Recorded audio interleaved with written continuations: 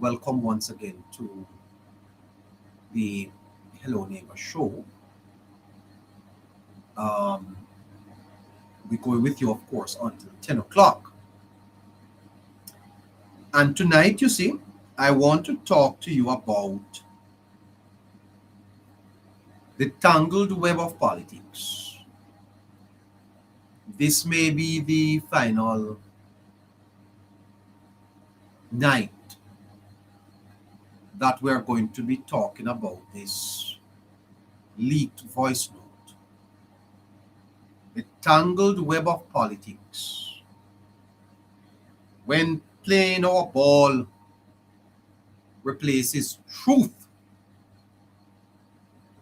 Fascinating stuff on Politics Matter JA, the Hello Neighbor show. The People's National Party had a press conference today. And of course, as was expected, the party was asked about the leaked voice note. And the answer was very interesting. I'll play a little bit of that for you. But you know, I realize that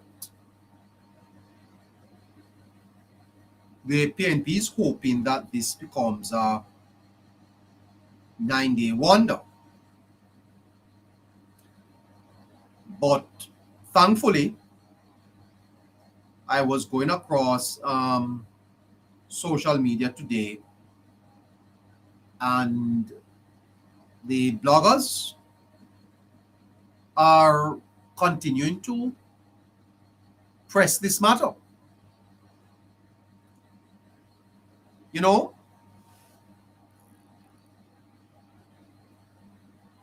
they called it the ball game of politics. They call it the ball game of politics. Talking about delayed tactics, and talking about how to discredit people, talking about power. Talk is about power, not people. You know, more than 2,000 years ago, Socrates taught us that a society is judged by how it treats truth. A society is judged by how it treats truth. Thank you, Wally. And when leaders treat governance like game, truth becomes the first casualty. Because a nation cannot grow if we keep playing chess with people's lives. And when leaders only see opponents and not citizens, it creates cynicism. We start to believe all of them are the same. But that's the trap. Because cynicism is what the ball game needs to survive. Because tired people don't vote, you know. Tired people don't hold them accountable. Micah chapter 6 verse 8 says, "What does the Lord require of you? To act justly, to love mercy, and to walk humbly with your God." God never called leadership a game. He called it stewardship. You don't play games with people's water. You don't play games with people's roads. You don't play games with people's future. You serve. And so we reject the ball game. We reject politics that delays progress on purpose. We reject politics that celebrates tearing down people instead of building the nation up. We are not balls to be kicked, Mario. We are citizens. We are children of God. We deserve better.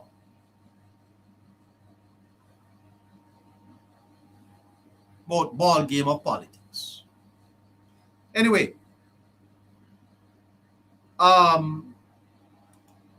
Miss Burchell was at the PNP's press conference today, and Miss Burchell was asked by Chevron Campbell of Nationwide about the leaked voice note.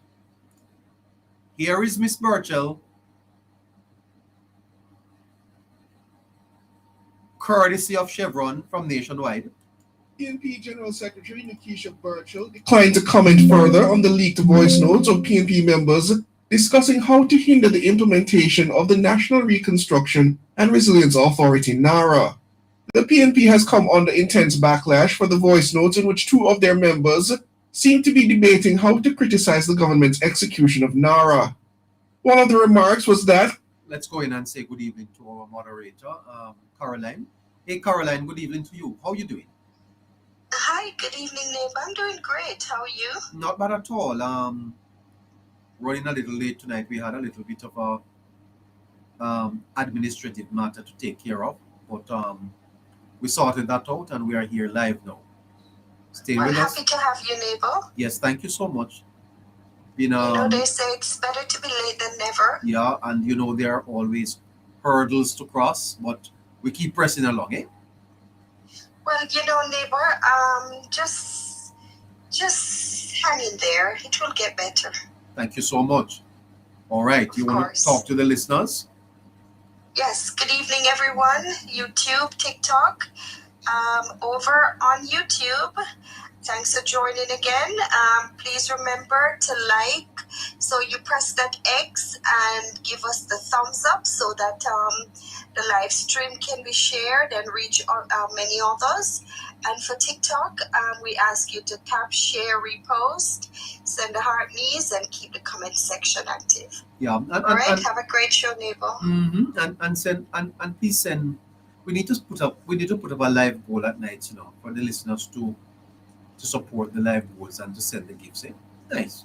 It helps. Yes, absolutely. Of course. All right. So please continue to tap, share, repost, YouTube,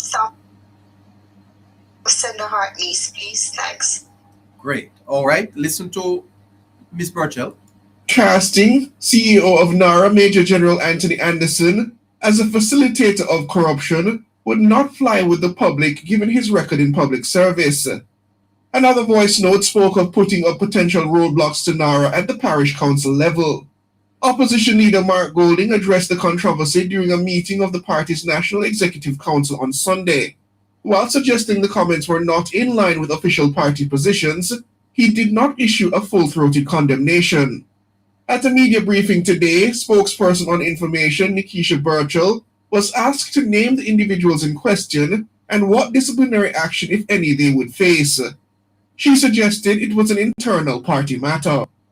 Okay, well, the leader of the opposition spoke on this on Sunday. I believe you have been privy to what he shared. What our internal workings have been is not for the public discussion in terms of how we are speaking with those who are in those conversations. When asked if she would condemn the comments herself, the PNP Deputy General Secretary again backed away. Well, Mr. Golding is not here today for you to ask him further about his position, and so. I'm asking your position. Well, as I've said, the leader of the opposition has stated our position on that topic, and that's the extent to which we're going to be speaking about that. What we would like to speak about is NARA and the very fact that months after. All right. So that's her response earlier today. Now, she did say more because she went on to speak about nationwide and all of the fact that nationwide had publicized the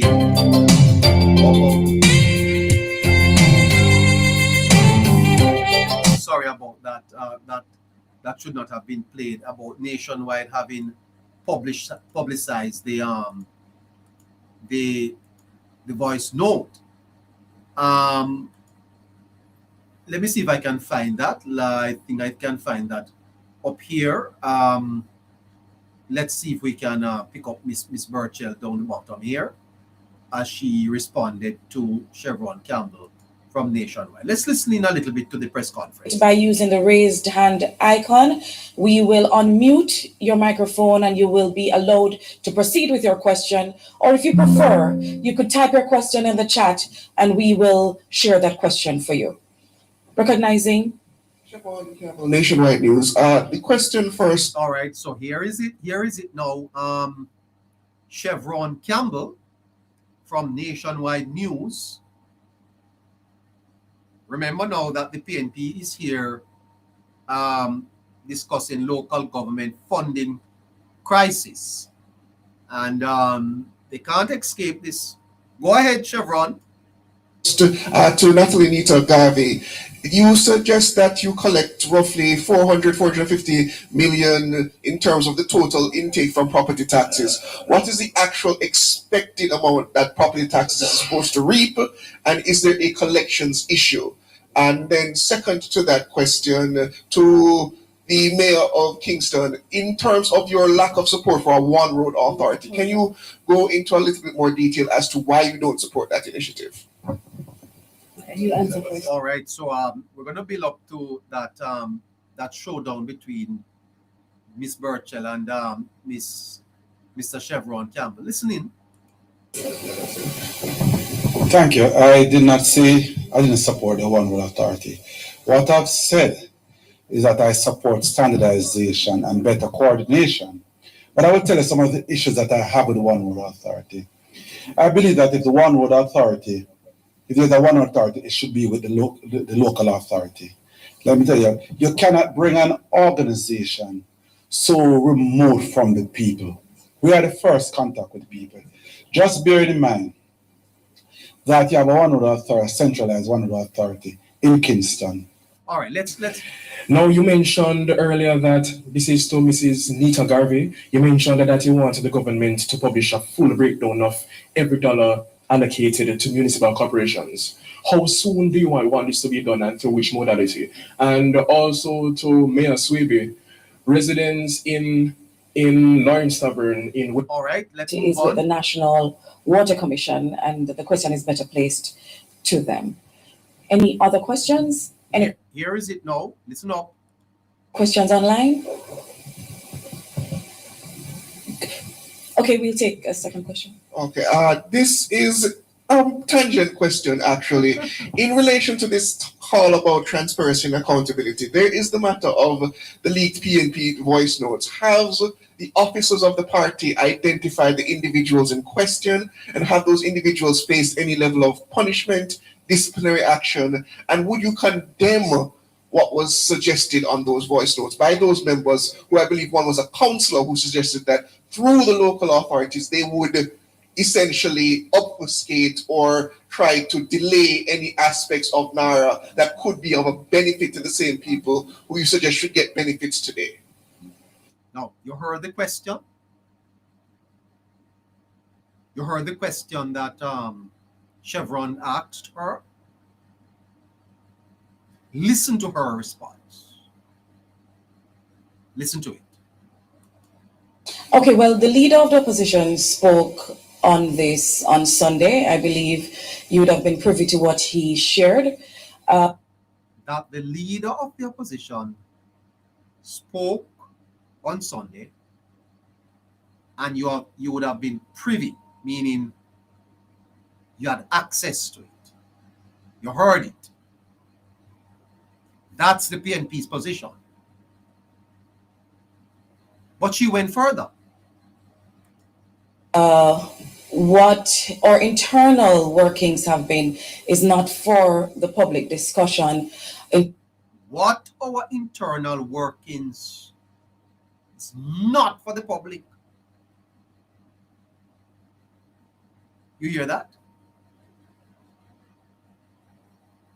The PNP's business is not for the public. Leave them alone. Because guess what? They're a private political organization. But she went further. In terms of how we are speaking with those who are in those conversations, what I think is instructive is that a certain media house,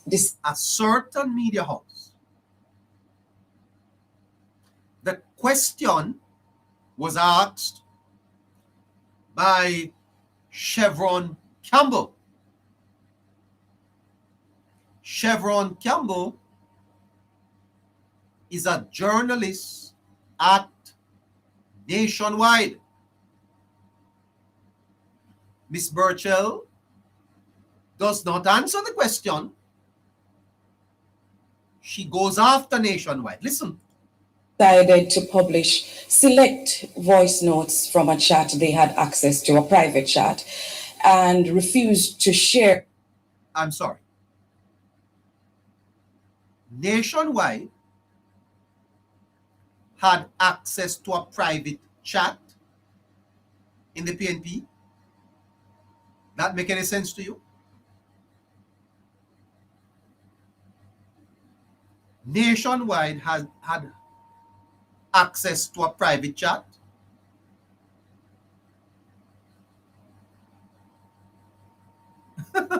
I tell you.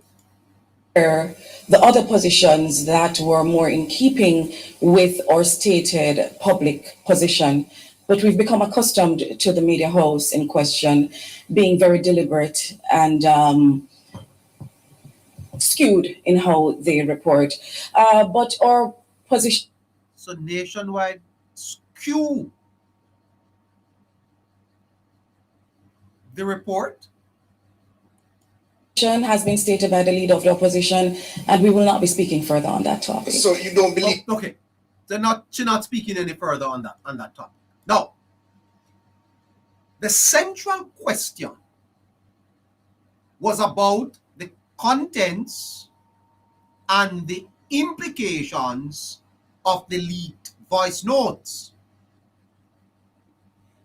And instead of explaining whether the recordings were authentic, what they meant, or why the public should view them differently, Ms. Burchell shifted to the media outlet. A certain media house decided to publish select voice notes.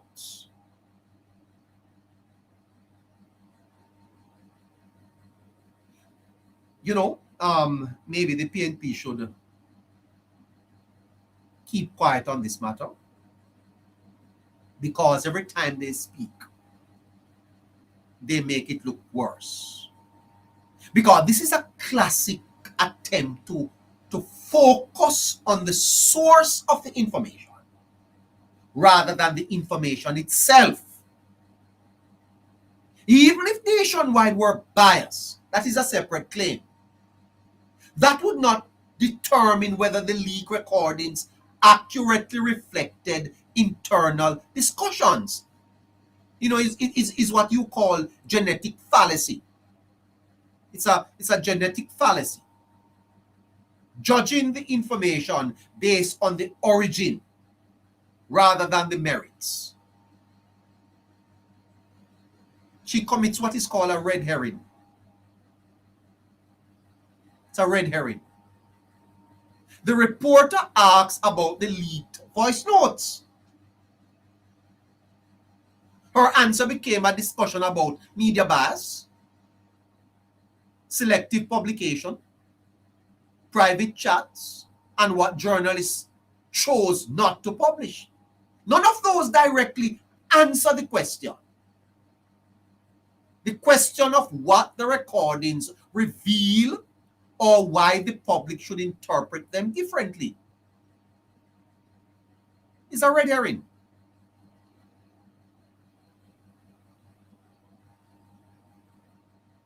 And her argument appears to be they only publish selected voice notes. So what? They are to publish the entire voice note? Because even if that is true, that doesn't automatically undermine the accuracy of the experts that were published. A report can be selective and still accurate to make the argument persuasive. Ms. Burchell would need to show what was omitted, how those omissions materially changed the meaning, and why the omitted context would alter the public's understanding. Without doing that, they only publish selected portions. Becomes an assertion rather than evidence. Asking everyone to tap the screen, share the live, repost the live, please, and to send the heart news. And TikTok, YouTube, I'm begging you, please, to just press that X and give us the thumbs up so that the live stream can be shared. Please, I ask. Thanks. Ms. Burchell is ignoring the current information environment.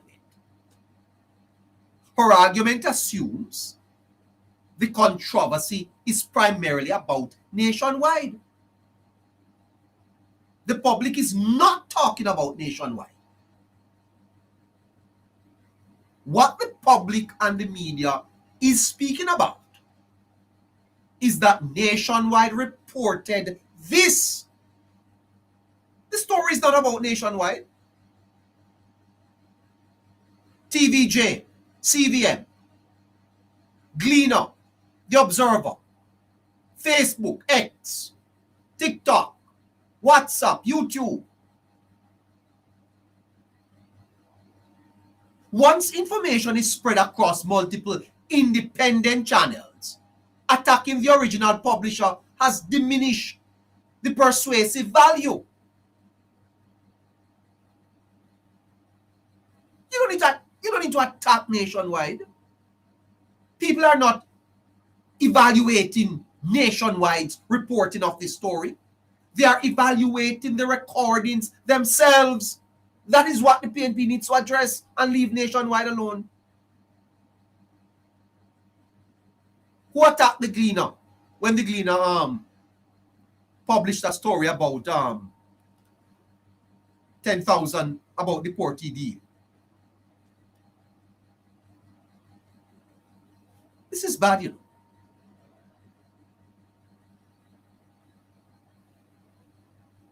And then she frames the issue as private rather than public interest. It's private. Does the PNP not ask the people of Jamaica for their support at national elections? How can it be private? PNP business can't be private. If the PNP business is private, then when election comes, don't have a public campaign. Because it raises an ethical point about leaks. A private chat. Because if the discussion involves matters of political leadership and public policy, then the citizens have a right to distinguish between whether the leaks was obtained ethically and whether the contents are newsworthy. Those are separate questions. And Ms. Burchell's answer conflates that.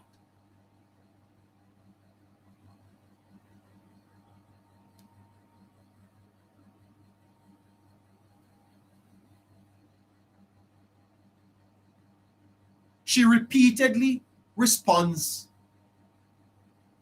by saying, the leader of the opposition has stated our position. The leader of the opposition has stated our position. She's appealing to authority. And you know, in political communication, audiences generally expect spokesperson to explain and defend the party's position themselves. Simply pointing back to the leader is evasive. The leader is not here to answer that. So it's Mr. Golding's position and not the party's position. If it is the party's position, then every member of the party should be able to explain the party's position. And what Ms. Burchell is displaying there is that this is Mr. Golding's position, not theirs.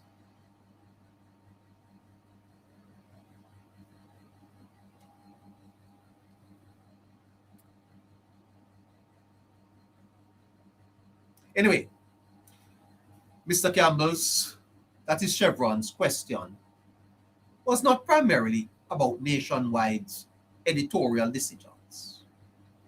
It was about the political significance of the leaked voice notes.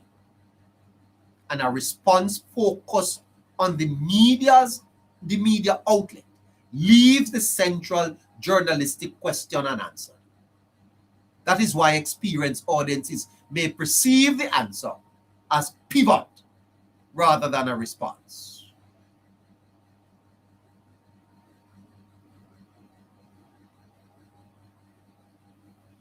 "20 minutes after 8 o'clock. Sir Walter Scott, warning. Oh, what a tangled web we weave when first we practice to deceive. Offers a timeless lens through which to understand the controversy surrounding the leaked PNP voice note. Because whether viewed philosophically, politically, or theologically, the deeper story is not merely about leaked recordings, but about the ancient temptation to substitute political gamesmanship for truth. The phrase heard in the recordings, "playing our ball of politics," suggests an understanding of politics as a competitive game governed by strategy rather than moral accountability. Yet democracy is not a game. The Jamaican people are not spectators in a stadium, but the sovereign referees of the republic. When politics becomes a contest of manipulation rather than persuasion, the electorate ultimately refuses to reward those who confuse tactical victory with ethical legitimacy. The referees in this ball game of politics are the Jamaican people. It is indeed a tangled web.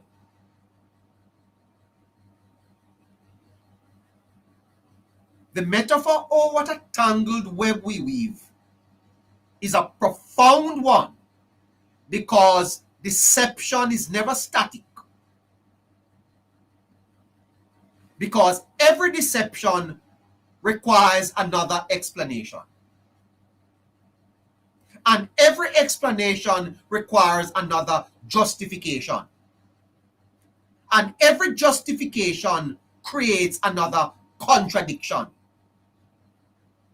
Because eventually the web becomes so intricate that the deceiver becomes trapped inside the web. This is precisely why Scott says, "Oh, what a tangled web we weave when first we practice to deceive." May as well the PNP just come out and say, "Sorry. We're sorry." Rather than to be practicing the web of deceit.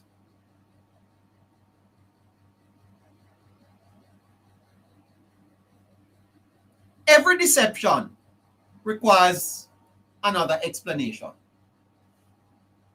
And every explanation requires another justification. And every justification creates another contradiction.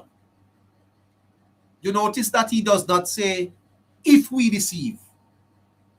He says, "when we first practice to deceive." The first deception is never the last. It becomes the habit. Misinformation is different from disinformation. Misinformation is a mistake.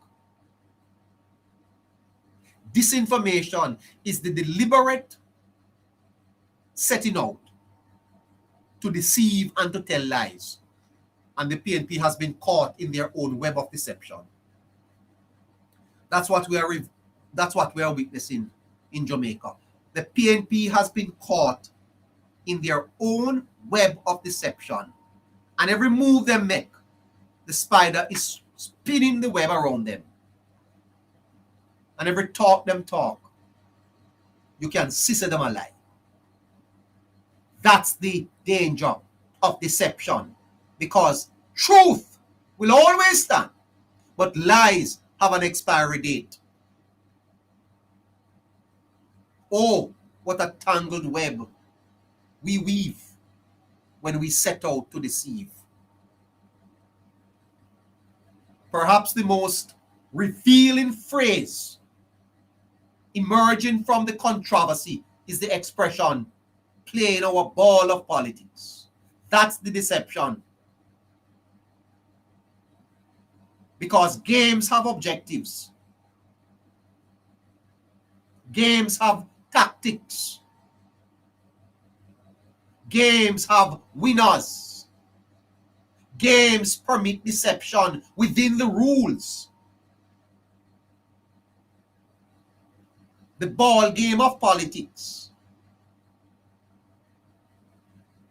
Politics, however, you see, is not supposed to be a game. Politics exists to pursue justice. Politics exists to pursue truth and the common good of the people. It emerges from a social contract between the people, subject, and those entrusted with the trust of the people. And when political actors begin describing governance as playing ball, they risk reducing citizens to pieces on a chessboard instead of persons deserving honesty and respect. And for, that professor from the university said that the people were subjects.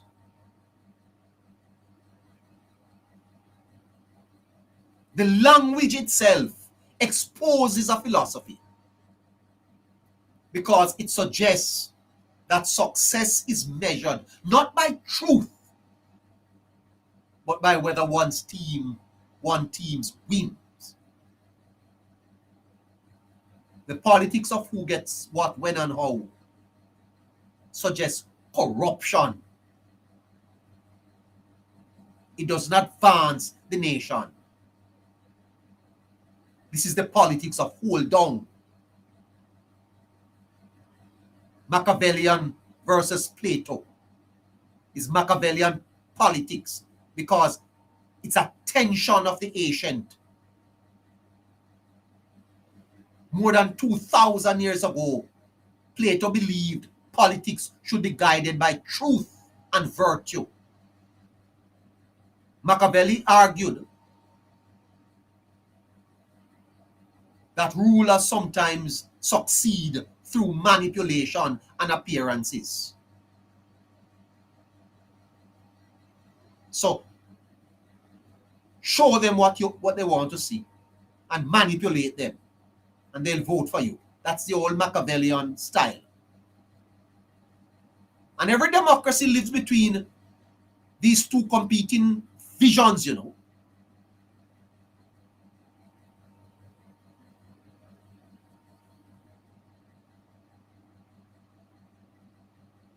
But I want you to understand that the web eventually catches the one who spins it. You continue to deceive people and see if you don't get caught in your own web. You know what is important here to understand? Is that the referee in this ball game of politics is the Jamaican people. And I hope the Jamaican people understands that they are the one refereeing the game. Not Mario, not Mark Golding, not Miss Nikisha Burchell. It's not even nationwide. The same people who made that decision on September 3rd.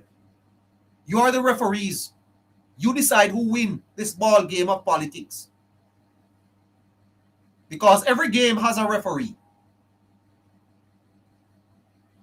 But in a democracy, the referee is not the media. It's not the courts. It's not the political parties. The referee is the Jamaican people. And political parties may believe they are playing a sophisticated game. Let us play our ball game of politics. Very sophisticated. The electorate decides whether the game deserves victory. A referee does not award points to clever fouls. He penalizes them. And what we have gotten here is a foul in the play. And I hope the people of Jamaica issues the appropriate red card. What the PNP have committed is a foul. They're playing the game of politics. They've committed a foul. And they deserve a red card.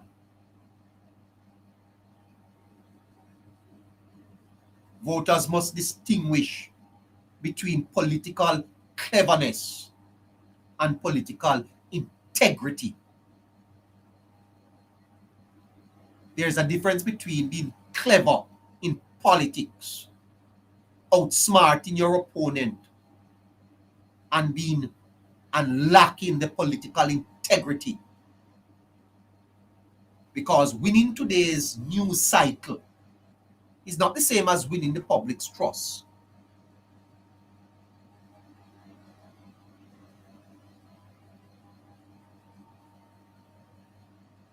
There's a tragedy here too, you see.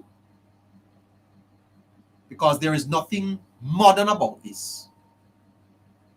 Long before social media, long before leaked voice notes, long before Jamaica, human beings attempted to manipulate truth for advantage. In Genesis 3, the serpent's first political strategy was not force. It was narrative. It was perception. It was persuasion detached from truth. Satan is the first one who played the ball game of politics. Deception. The first political crisis in history began with the question, did God really say? And ever since Eden, humanity has continually wrestled with the temptation to exchange truth for expediency. And the poem I started with, "Oh, what a tangled web we weave," simply restates that ancient biblical insight in literary form. My time is done.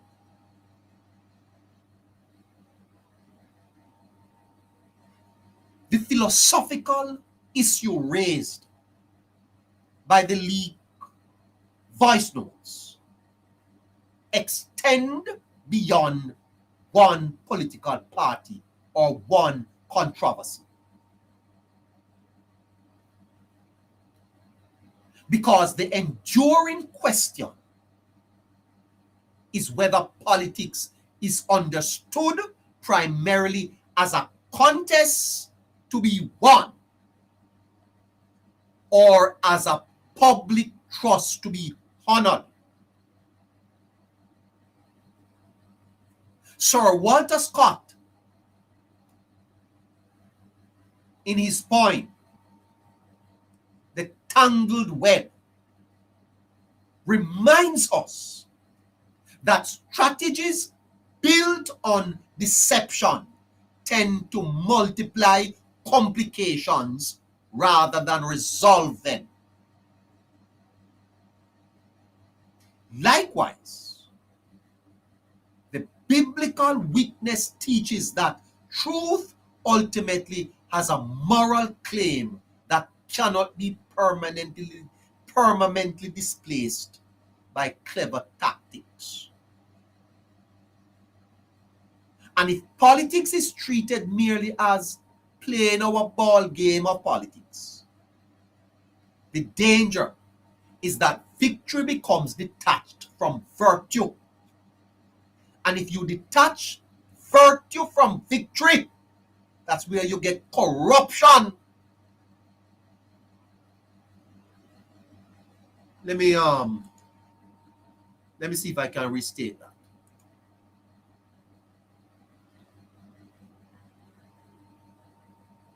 You get corruption. Listen to this. I hope the audio Asking is. everyone to repost the live, please. I hope the audio is clear. When you separate victory from virtue, the politics becomes corrupt. It's only about self-interest. And you ask me tonight, why is Jamaica where it is today? It is all in the voice note. Listen to it. When you turn up at the clinic tomorrow morning and the facility is inadequate, when you drive on the road and the potholes are there knocking out your front end, it's in the voice note.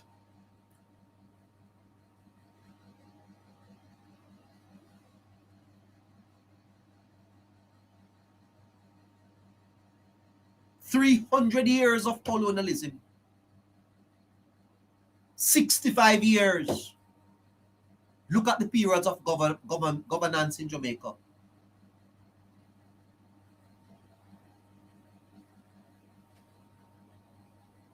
And no matter what you want to hear people say, this Prime Minister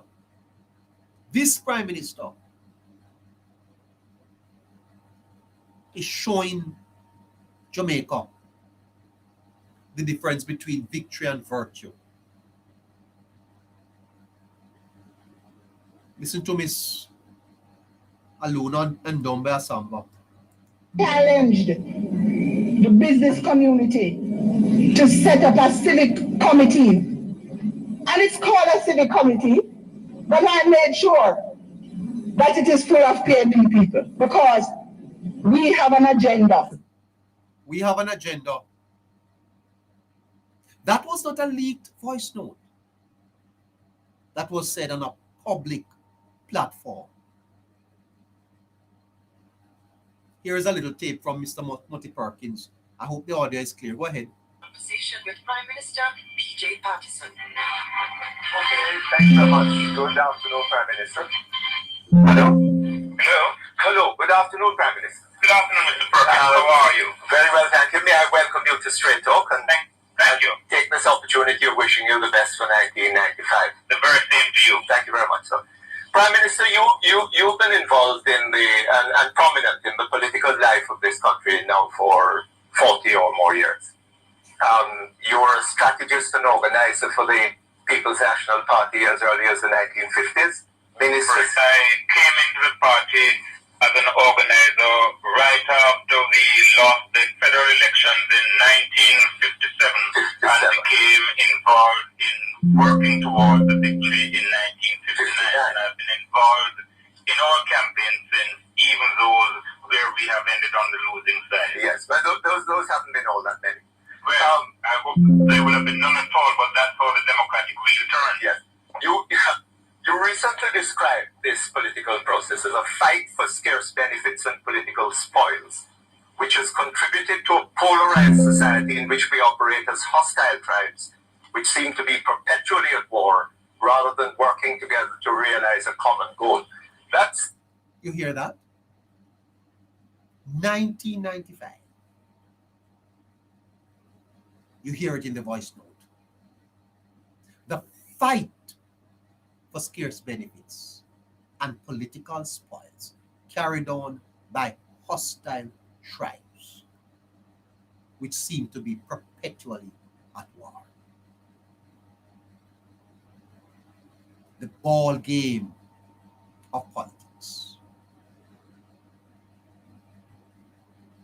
The ball game of politics is why we are where we are today. The ball game of politics. And many Jamaicans tonight listening to me have not shifted their political positions because they have been brainwashed into this very ball game of politics. The perpetual war. You see it every day, where parish council use delay tactics to inhibit the progress of the people of Jamaica. And Mr. Patterson said that he tried to change it. But I don't know how successful he was. And I want to tell you tonight that the Jamaican people are acting as the arbiters through the ballot box. And it is at the ballot box that we determine whether conduct has earned confidence. It is in 2030 that we will know, or 2029, whenever the elections are called, that we will know whether the Jamaican people are true referees or they themselves are coulters of the game. This question must be answered at the ballot box. We can stop talking about it now. Because in that sense, the deepest lesson is not about a leaked recording. It's about an enduring principle. And that is that political success that comes at the expense of truth risks becoming, in Scott's words, a tangled web from which neither strategy nor rhetoric can easily escape. My fear tonight is that the civic literacy of our people is so low that it may be business as usual. And if it is, then ultimately all of us must take responsibility for it. Sir Walter Scott warning, oh, what a tangled web we weave when first we practice to deceive, offers a timeless lens through which to understand the controversy surrounding the PNP voice note. Because the deeper story is not merely about leaked recordings.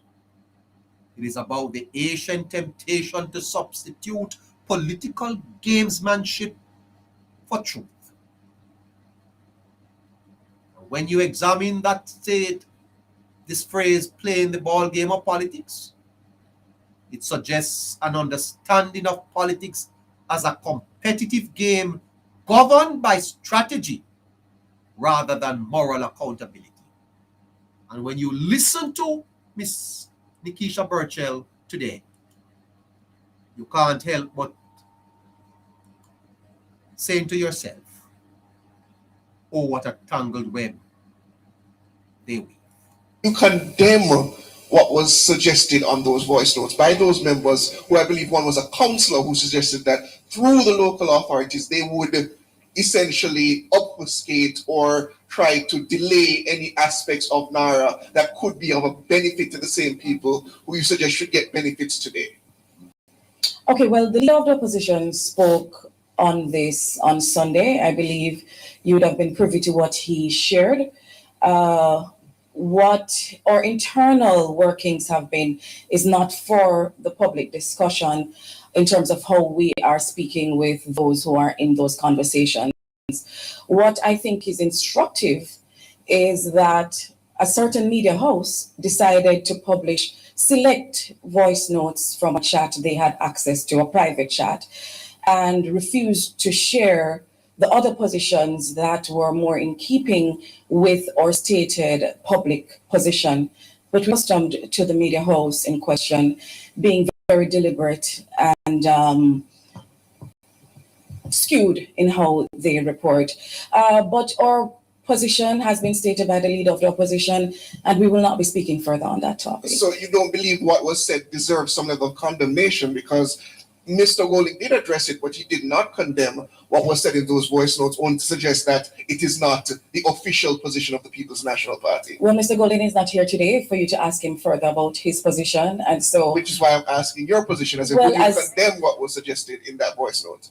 As I've said, the leader of the opposition has stated our position on that topic, and that's the extent to which we're going to be speaking about that. What we would like to speak about is not... There you have it.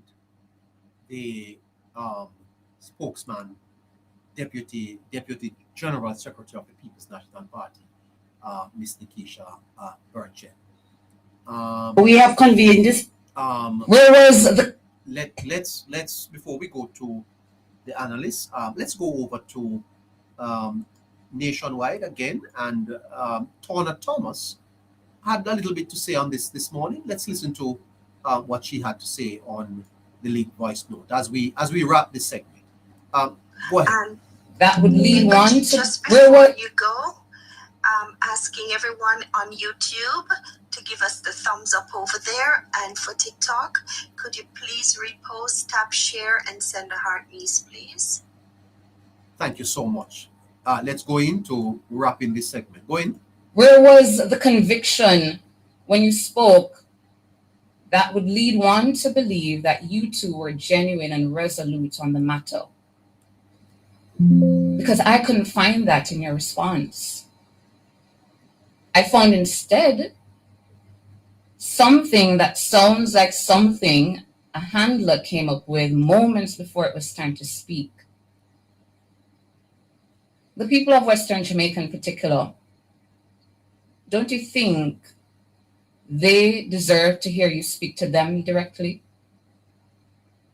Speak to them about how no member of your party in a position of influence would ever try to employ delay tactics against NARA and its projects that are meant to benefit them, the people. And as a man who champions ethical conduct, where was the reassurance that character assassination has no place in the PNP that you lead? In one of those voice notes, plotting to tarnish a public servant's good reputation and character was underway. Mr. Golding, what is more important to a man or a woman than his good reputation? The answer is nothing. It was rhetorical, but I'll answer just the same. The answer is nothing. When all is gone, George, YouTubers, listeners, all we have left is our character and good reputation. That's right. And when one plots to tarnish that, it should be condemned in the strongest of terms. Importantly, too, Mr. Golding, these voice notes go against everything you have told the people you believe in. Everything you've cultivated your brand to represent: integrity, principles, values, ethical conduct, institutional respect. But with a week past, the people were met on Sunday with a 2-minute nothing burger. You had an opportunity to reassure. You had an opportunity to begin repair, but you missed the mark. Now, what's possibly left? Jamaicans who will question everything you and your party say about NARA. Jamaicans who will believe you and your party have no credibility to address NARA matters. Jamaicans who will point fingers at a PNP-led municipality if there's ever any delay with a NARA project. Am I surprised at the response, George? I'm disappointed. And the 2021 Mark Golding, looking at the 2026 Mark Golding, should be disappointed too. There you have it from Turner Thomas from Nationwide News Network. As we go into our independence celebration, we need to ask ourselves this question: does Jamaica have confidence in the leader of the opposition? Does the leader of the opposition enjoy the confidence of the Jamaican people? Because that's the issue on the table tonight. And when you listen to Ms. Burchell at that PNP press conference, it is clear that the party does not understand the monumental disappointment that many have with the party. When you see Dion Jackson Miller, Jamaican for Justice, the Jamaican Gleaner, the Observer, yes, Nadine Spence, Kevin O'Brien Chang, even some of their own. I got a tape today with a discussion by some people who are supporting the party, and they are very disappointed. And Ms. Burchell made the question about Nationwide. Clearly,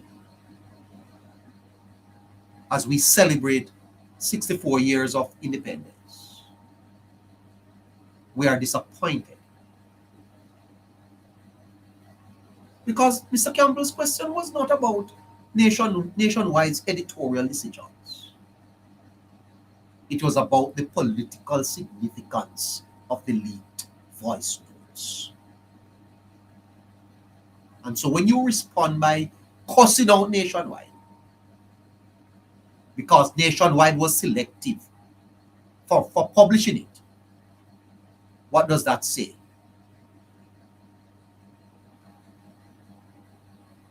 Nationwide is into journalism, to journalism And if a leaked voice note came out of the Labour Party, they would have published it same way. They were the ones that published the ones that came out of Central Kingston between the council and the Member of Parliament.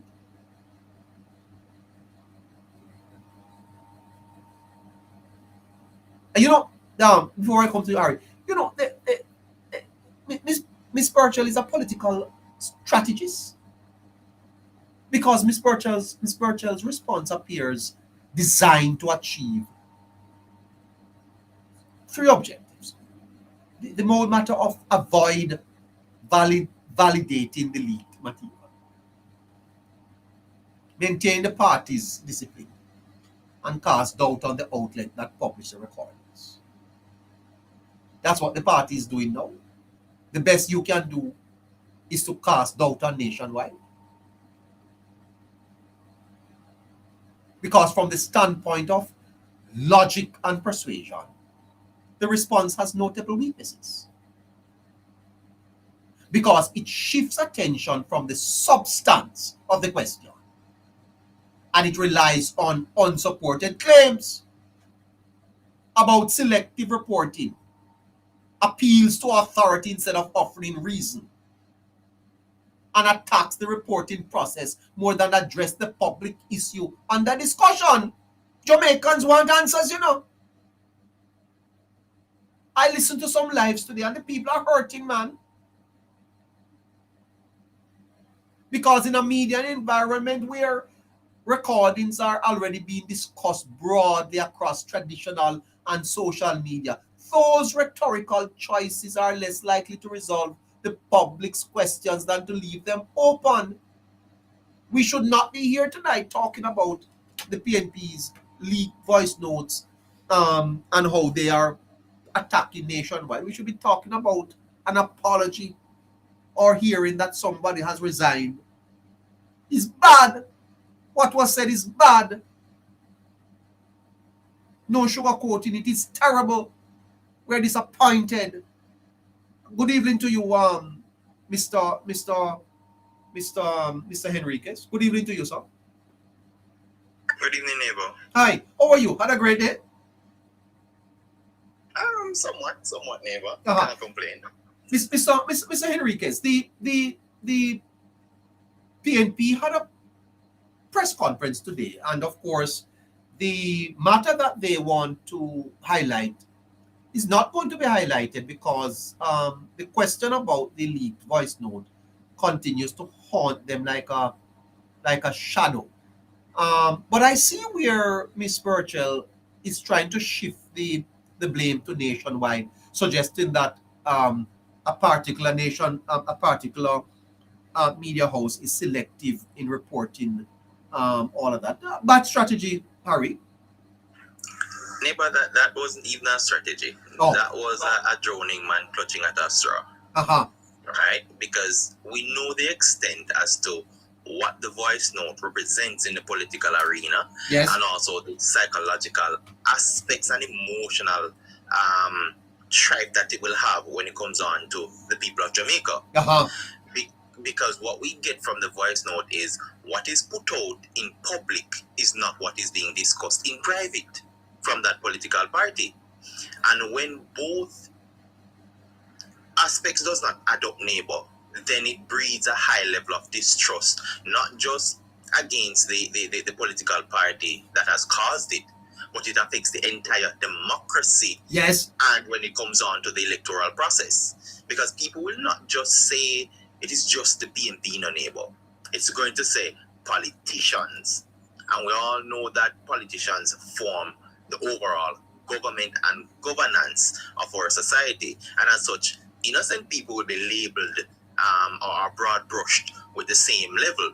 Now, the People's National Party, neighbor, again, another layout missed, and I can't understand how they are incompetent to not see these things. Like, you are getting opportunities to clear the air, to get a chance, and they keep blundering it. Mr. Mark and known Keisha Birchall has let the emotions and her dislike for our news media leading the way. Because I can run with her argument in a neighbor. to say, they didn't publish, in using her words, they didn't publish the sections of messages that are in alignment with what we want to hear.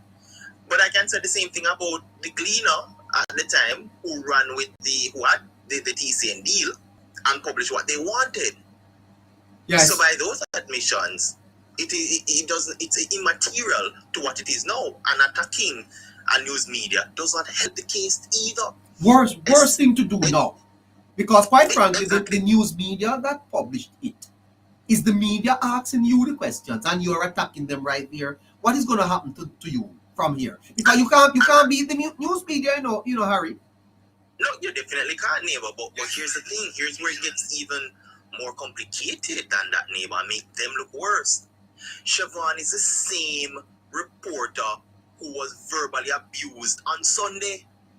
Oh? He was. You mean? And as such, no. He was verbally abused? Yes, neighbor. If we go back to, I don't know, we'll have time to do it, but nationwide, Cliff Hughes on Monday stated it, and a specific member of parliament who was unnamed actually came in defense of Siobhan, and he said it to Cliff Hughes. He contacted Cliff Hughes. Cliff Hughes said everything publicly, right? And as such, now the same reporter was invited to your conference, and you have now almost attacked him. That sends another message, neighbor, to the fact that they're not happy. They're not happy with Nationwide at all. No, but I can tell you, if Nationwide was the one who broke anything, if the shoe was on the other foot, I can tell you they would have run with it. If the voice note came out of the Labour Party would be defending it tonight, but they would have reported it the same way. Exactly. But even worse, neighbor, right? The People's National Party would have run with it breathlessly. I can tell you that. But what is hurting them, neighbor? Well, let me add to this. Whatever obligations Mark Golding had today, if this voice note came from the Jamaica Labour Party, he would have cancelled those and be at that press conference. I can guarantee you that. But he himself blundered, and as such, removing yourself from the firing line, which is poor again. It is poor leadership. You have to step in the forefront. Remember, you're the integrity boss, and you're the leader of the opposition, and the leader of the when it comes on to what you have to put forward.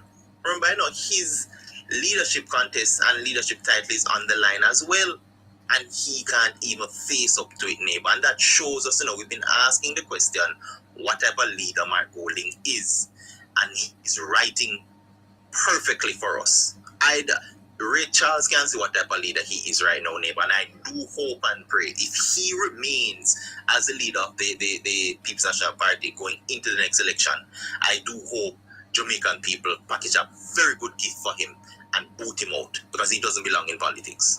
I said earlier that the ball game of politics that we heard in that voice note, that the Jamaican people, Harry, are really the referees, and that we hope, or I should ask you, do you think that the Jamaican people are good referees, that they understand this ball game of politics and will issue the appropriate red card at the appropriate time?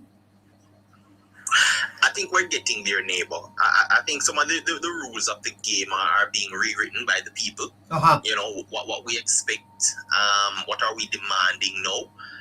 Of course, it will always be harder for the administration in power rather than an opposition. But I think we're getting there.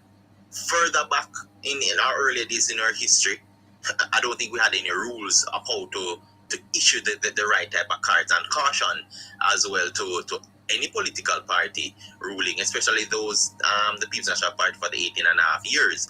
But I extend grace, and I give leverage where I see there's progress in that decision making. I don't think we're there yet where we ought to be, right? So going 64 now, I think we should have been a little bit further as a people when it comes down to holding members of government and anybody in the political arena for a fact that we have to hold them accountable, but not in just a way to talk it, neighbor, but to execute on it. And I think we are now finally getting teeth to do so. So you are suggesting that you believe that out of this ball game that is being played, that the referees have been observing the game and are going to be adjudicating correctly. Eh? They will, neighbor, and I can tell you, if they blunder, it's game over in a neighbor. I can tell you that. And Jamaican people have to ensure that they not just reward good governance, they not just try to hold people accountable on social media ways, because we have that problem too in a neighbor, where you have a ton load of Jamaicans, right? Thousands of Jamaicans in the chat, every article in the chat. But when it comes on to D-Day, right? Growing up here, them say it is D-Day, neighbor. When it comes on to that time, a lot of people shy away from their own responsibility, and I do hope they hold it from that national pride, hold and take up the responsibility, neighbor, and execute on it fully. Dr. Chang, who is the deputy prime minister, called Golden Response disastrous. Here is Dr. Chang speaking with Cliff Hughes today. Turn that up for me. Let me go here. Us and to have complimented body with that. The comments by the leak notes were really abysmal, disastrous, and to have complimented body with that close to the seat of power was really unfortunate, and we have to condemn it. And I think the leader should have shown greater leadership in distancing the leadership of the PNP from that kind of activity. He did not demonstrate. He gave a rationalization, and you cannot rationalize that kind of petty partisanship. As a general secretary, I have to deal with it hardcore, and I have been able to mobilize and work with my team. But there are certain things you have to cut off that is not in the interest of the country, and you have to work to maintain that balance. Dr. Chang is saying that the leader. Go ahead, neighbor. No, I'm not. Yeah. Dr. Chang is saying that the leader failed to shine in this moment, and I think that is the second disappointment. I mean the tape is disappointing, very, but the Golden's response, I think, has really angered a lot of people, that he could have responded in this way, Harry. Well, neighbor, to be honest, I don't think we should have been surprised.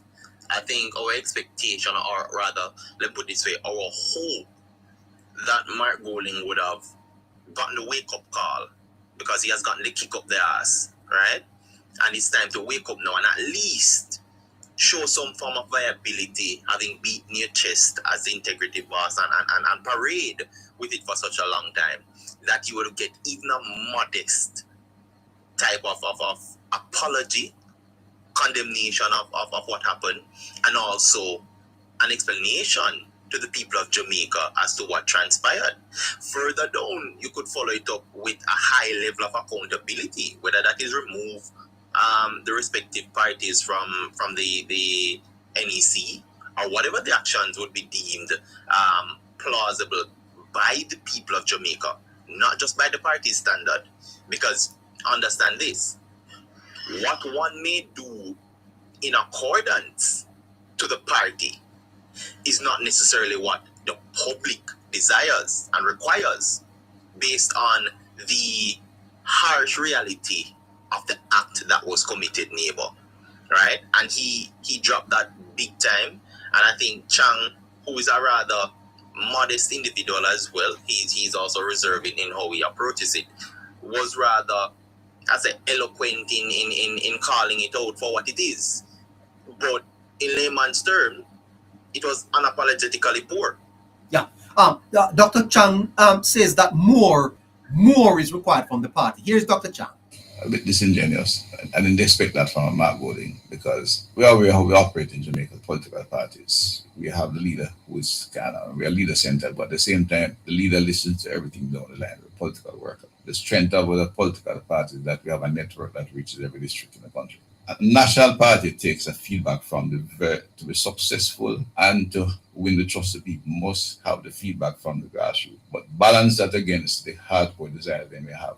Because you talk to your own people, you talk to others who are distant but have a feeling of what's happening out there on a council and on a candidate. You cannot dismiss the opinion of that level of place in the party. You cannot. And you have to, as leader, terminate that kind of thinking and look forward to a better kind of development. Sounds like a very smart General Secretary there, Dr. Chang. Diagnoses. He's a doctor. Diagnosing how Golding should have gone about this. Do you think that Mr. Golding can recover the PNP from this bleeding, Harry? Well, recovery is subjective in a neighbor, because when you look at what for one, they were already against it from the get-go, just by how the current administration has been operating. This coming out fresh after an election neighbor, fresh in a national disaster as well when it comes on to the rebuilding phase, and to hear that you are against the very people that have put you there practically, because in the West, especially Westmoreland, they have full control of that parish. Now, with Dr. Chang neighbor, he has been rather surgical in how he separates the different areas as to what should have happened, what transpired, and also showing the reality of the situation, both from a party standpoint as well as a citizen, what they require. And I think Mark Golding is not capable at this moment to recover from it. His safest bid is to stay out of the limelight for now, which I don't think he'll take that advice. He's going to come with something, whatever story that is. It will be coming, whether in the coming days, weeks, or months, neighbor. The People's National Party will find something to clutch at. But this, I will say, is going to be a wound that they can't cauterize. It is a vessel that has been burst in a critical state where the country is at. And I don't think, even without the political pushing from the Jamaica Labour Party, I don't think ordinary Jamaicans will forgive it. Especially well-thinking Jamaicans will forgive it. And also, many will forget it when it comes on to the next election. Thank you. Askin, are you there? Yeah, man, I'm here. Good night to you, sir. Hi. Good night to you too, good sir. What do I owe the honor of you inviting me here? You say your people are beating up on me and I'm not fighting with them. I'm tempted to tell them some colorful words sometimes, but it's not my style. You're on a decent platform over here, Mr. Neighbor. Yes, sir. You are here as my guest, so I do not necessarily control who is added. You're a decent man, neighbor. And yeah. Caroline is remarkable. She invited you. She invited you. Yeah, man, and the brilliance of Harry. Let me just highlight that, people. That's why I say I respond to Harry sometimes, and I don't respond to somebody who want to fight with me. I'm not here to fight with you. Fight with the guys. It's not my style. With me, sir? No, the guys who when I write in the comment section, I'm actually helping the live by commenting in there. Yes, you keep it active. Do you send gifts too, sir? Yeah, some cheap ones. No, you can't send cheap gifts. It's not that deep, neighbor. Yes, send one rose a night. Send what I can. Yeah, one rose a night. Let me send you a gift right now. Let me send you a gift right now, neighbor. Please, you're sending a whale or a lion? No, I'm going to send you a gift. I'm just crown you. See that? One crown for the neighbor. All right, sir. I noticed most of your Labour right friends not sending you any gifts. That's true. Well, yeah. They soon start with, man. Come on, guys. Dip into your pocket. Come. Get your credit card out. Send the neighbor some gifts. Yes. Come on. Show your solidarity with them. All right. I enjoy coming here. Okay. I just got blocked from another live earlier. They weren't understanding. It's another Chaka Chaka live, not like no. Don't call them Chaka Chaka. No, don't call them. Tell us them Chaka Chaka with them bottled and everything. So them. No, let me ask you a question. Were there persons over there listening? Were there people? Were there people there listening? Yeah, man, good amount. What then how you call it chaka chaka, sir? That's no the speak in chaka chaka ways. They speak in chaka chaka way. Okay. Well, yeah. We all have it in us, you know. Say that again. All of us have it in us, even you, as decent and have what? And have what? Have what? Chaka chaka Jamaican behavior. As decent and polished as you are, somebody put you against a wall. I am decent and polished, sir. You are. You're a rather, what's the word I'm looking for? A genteel person. No. Anyway, genial man. This is not about me. What's on your mind? I've been typing what's on my mind, neighbor.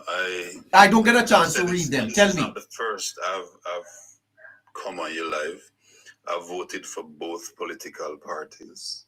I never once voted for for Derek Smith or Jeff Ford because I don't believe in what they practiced. And then I saw in the by-election they tried to push Derek Smith's son, the JLP, into the constituency. He eventually got. Listen to me, Oskin. Hear me out, neighbor. No. And then I saw what. I don't have a lot of time, you know, sir. I want to eat something tonight. I'm talking about, you see, sir, the politics of deception. The PNP today was given another chance to speak to the voice note. The tangled web of politics, sir. The tangled web of politics. When playing our ball replaces truth. Okay? And that's what I want to talk about. I want to talk about the tangled web of politics that the PNP is playing here in Jamaica. Why is it that they can't come and be truthful to the Jamaican people? Why? Well, you'd have to ask a PNP card. Well, it's the same thing. No, the same thing Miss Burchell said today. Ask the. Hold on. You remember when Miss Simpson Miller said, hold on. You remember when Miss Simpson Miller said, when they asked her about the traffic guru money, she said, ask the PNP. You remember what? You remember that? That was a total fiasco. Yes, she said, ask the PNP. And Miss Burchell is going to say today, ask Mark Golding. She's the deputy general secretary of the party. But the journalist has to go ask Mark Golding about the statement. Imagine that. Imagine that, sir. Imagine that. She's a trained communicator. And I don't know if she's a trained communicator. Because she is. I don't know. I don't know, sir. I don't see that in her public utterances. I don't see that. She is though. Well, she couldn't be putting her foot in her mouth so often if she was trained to do that, unless she's deliberately doing that. But she's the deputy. Excuse me? She's doing politics, you know. She play politics. Okay. She's doing politics. But she's the deputy general secretary, sir. Don't you think that the deputy general secretary should be able to speak about the party's position at a press conference? Yes. Rather than talking about go and ask the leader. That's not you know.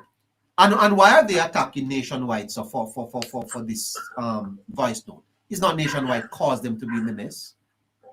I'm agreeing with you about her position in the party and what she should have done. But what if it was an actual strategy from the party executive to be that way? You know, sometimes I feel like I would have mashed up that place here, you know. I get so angry. And you know why I get angry? Yeah. No, tell me. My Jamaican brothers and sisters, sir, will not read. They will not inform themselves. They will not get enlightened about the national issues and the things that matter. You think that's deliberate? Because they would have dismissed these people a long time. This is nonsense, brethren. You don't answer me, do you think it's deliberate? What is deliberate? That the people have.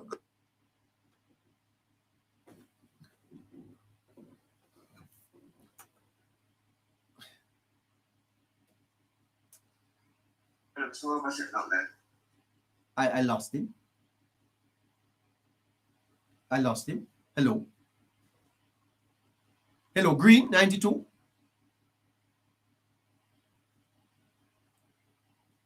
Green.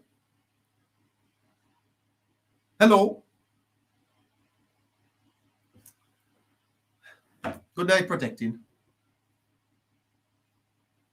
Hello.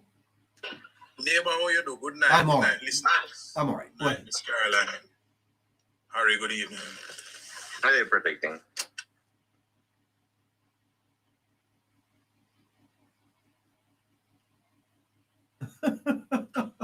Go ahead, sir.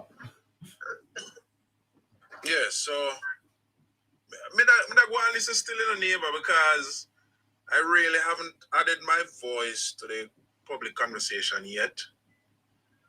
And I was waiting for Mark Golding's response because I was expecting him to respond. But then the few lines he read from a note prepared for him was so weak and unimpactful that,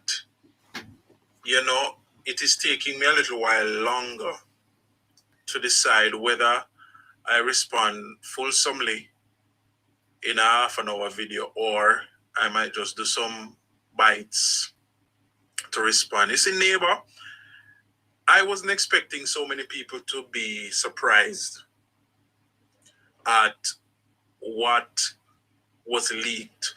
But I need us to also focus on the fact that this has nothing to do with the Jamaica Labour Party or the politics on a whole. It has nothing to do with we.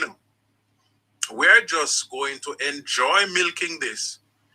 And a matter of fact, the PMPA. Well, I must tell you that I'm not enjoying it at all. It concerns me deeply. No, politically, the political game, as Mario said, you can present this piece of information in so many different ways. You can attach it to so many different things. It is a very potent political position, if you are to use it. But we are to remember that this has nothing to do with us. The infighting in the PMP has started. Now, I know the People's National Party's organization, and especially at the level of the NEC, there is no way, nothing we're discussing at the NEC, reach a road, neighbor. You hear me? Yeah, I hear you. More things, more serious than this, of how to undermine Jamaica and Jamaicans are discussed in the NEC, and it don't reach a road. This is the beginning of the fight for the leadership of the PMP, and that's why this reach a road. That's the reason why somebody leaked this.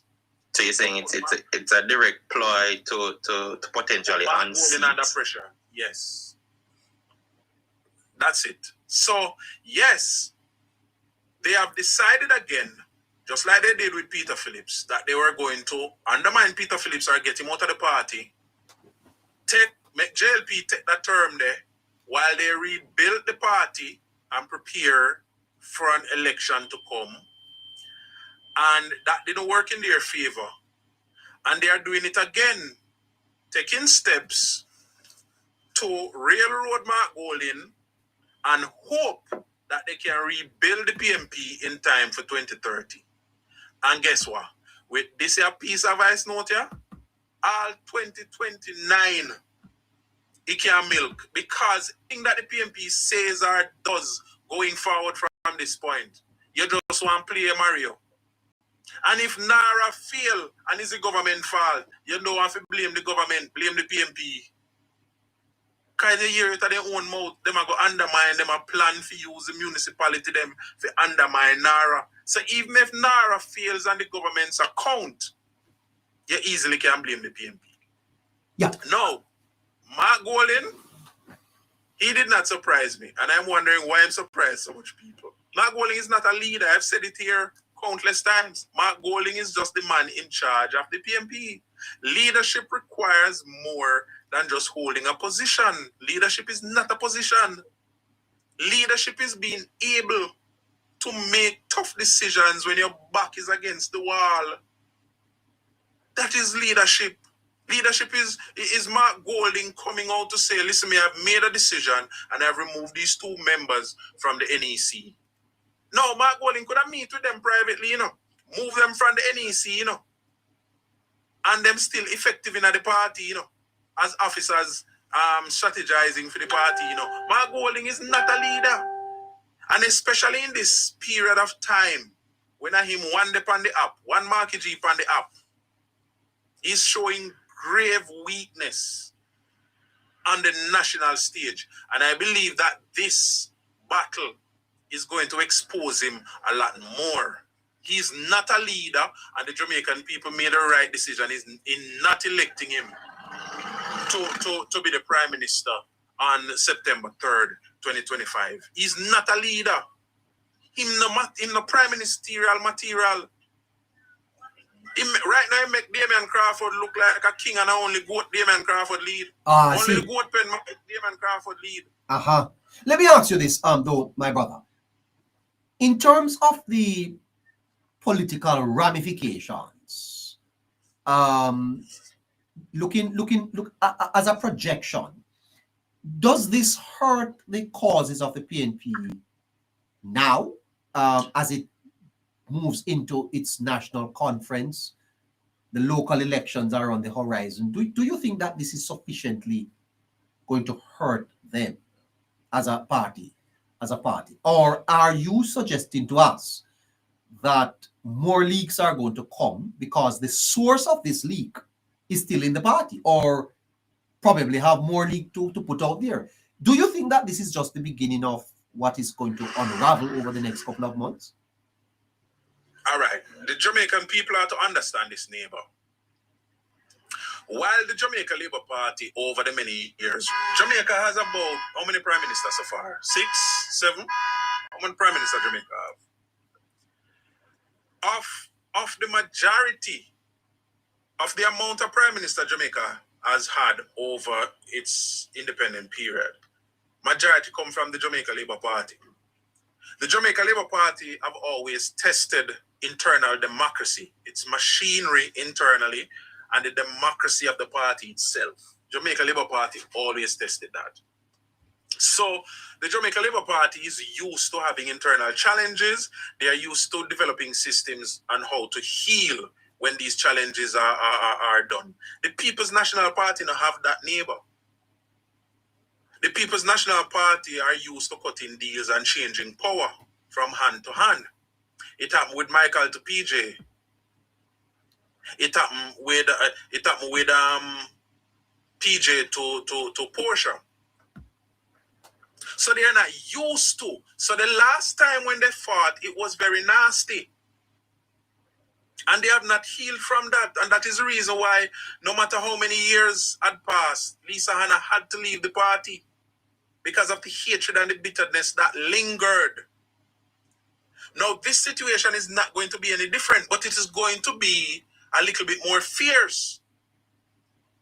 Because Mark Golding, having not held any position of prominence in his life, every position you have heard Mark Golding hold with some influence, it is shared. DB&G, Imam Peter Bunting. Proven, Imam Peter Bunting. Even while he practiced, it was a firm partnership. It is the first Mark Golding get the taste of power where him one daddy helm making decision. And we know that Mark Golding is now experiencing absolute power. Absolute power corrupts. Mark Golding is not going to easily let go of the helm of power. Pause there for me. I hear a narrative being perpetuated across some circles that the Jamaica Labour Party is afraid of Mark Golding. You think anything goes on? Jamaica Labour Party is afraid of who? Mark Golding. So, hold on. And the Jamaica Labour Party just whacked Mark Golding backside a few months ago. They are arguing that the election was close and that Golding is stronger now. You by the way, so tell me the politics of that. Do you think that Golding weakens the PNP chances, or does it strengthen? Golding from day one in 2021, I believe, when Mark Golding took over the party, neighbor, the weakening of the People's National Party began. And that is the reason why. Then why not keep him there then? Why not keep him there? Or it no matter. It no matter. I know we are moving. And them not like but it matter. Does it matter? Does it matter? I don't think at this stage it really matters. Remember, neighbor, the PMP for the very first time in its existence is dealing with a Jamaica Labour Party that arguably is the strongest political organization in the English-speaking Caribbean. Thank you. Hold on there, Protect. Am I correct by suggesting that the dislike for Golding is deeper than the dislike for the PNP? It is for the man and what he represents for Jamaica. The dislike for Golding is deepening. When Golding took over the party, there was considerable support. And he spent 4 years going around the country. He kept the party going. But just leading up to the last election, he squandered a lot of the political capital that he gained over those 4 years because of the mishaps. I mean, remember, in a neighbor, politics has to consider a wide range of issues, Now, different demographics, they look forward to the leaders, the political leaders, convincing them on different issues. Now, we have to remember that at Jamaica we are dealing with, Now, there were people who did not vote for Golding because them see my walk around with the 99 pants bottom. Oh, well. There were people who did not vote for Mark Golding because they saw him in a video clip looking drunk. Oh. There were people who did not vote for Mark Golding because he was on the stage up in Eastern St. Andrew or up there, so attack say the dead people them pick it up and vote. I see. There were people who did not vote for Mark Golding because Mark Golding said we are going to take it to them and they don't want the 1970s. They don't want 1976 to come back when, certain things happened. So the crescendo with all of that, because some people were still holding on and say, well, him not so, because him human and him not so. But guess what? The PMP also have this thing about them where they not like lose. Mark Golding is a loser. And guess what? After by the election happens and everything now, the dust started to settle. People started to realize, because a lot of people were convinced that the things that Mark Golding were saying, some of them were true. So people started to realize now that a gang up on Andrew Holness. There was nothing but no 28 bank account. Because all of a sudden the election done and you don't hear them argument no more. Then people started to realize that the Integrity Commission started to unravel before their eyes and that there were things hidden and everything did not come to the fore. So after a while, people are beginning to realize that Mark Golding really cannot stand up against Andrew Holness because remember in 2016 it was Andrew House. Now in 2025 it was statutory declaration and 28 bank account. People realize now say that a lie. What else is there that Mark Golding is going to potently use to challenge Andrew Holness? So bit by bit, the issues in the country are dying out. They can't talk about crime no more, so much so that Peter Bunting moved on somewhere else.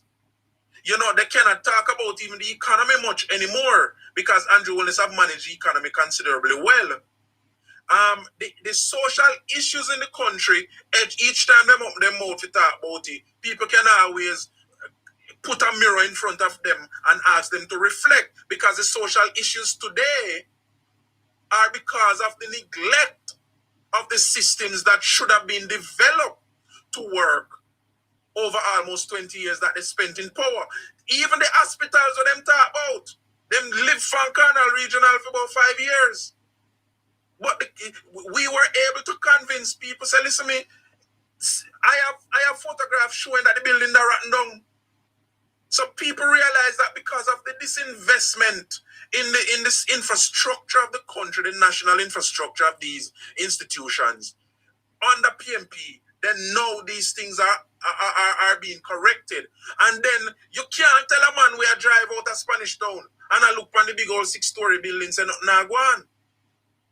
You can't tell a man where I look on the lovely video them where I come off of social media and show the brand new General Hospital and Cornwall Regional. On the TV, you used to look on and see them infrastructure internally. You can't tell a man nothing more. The man where I drive out of St. Catherine now and see the brand new Dama bill. You can't tell him nothing. The man will come out of yard and see brand new road a passing yard, you know, you can't tell him nothing.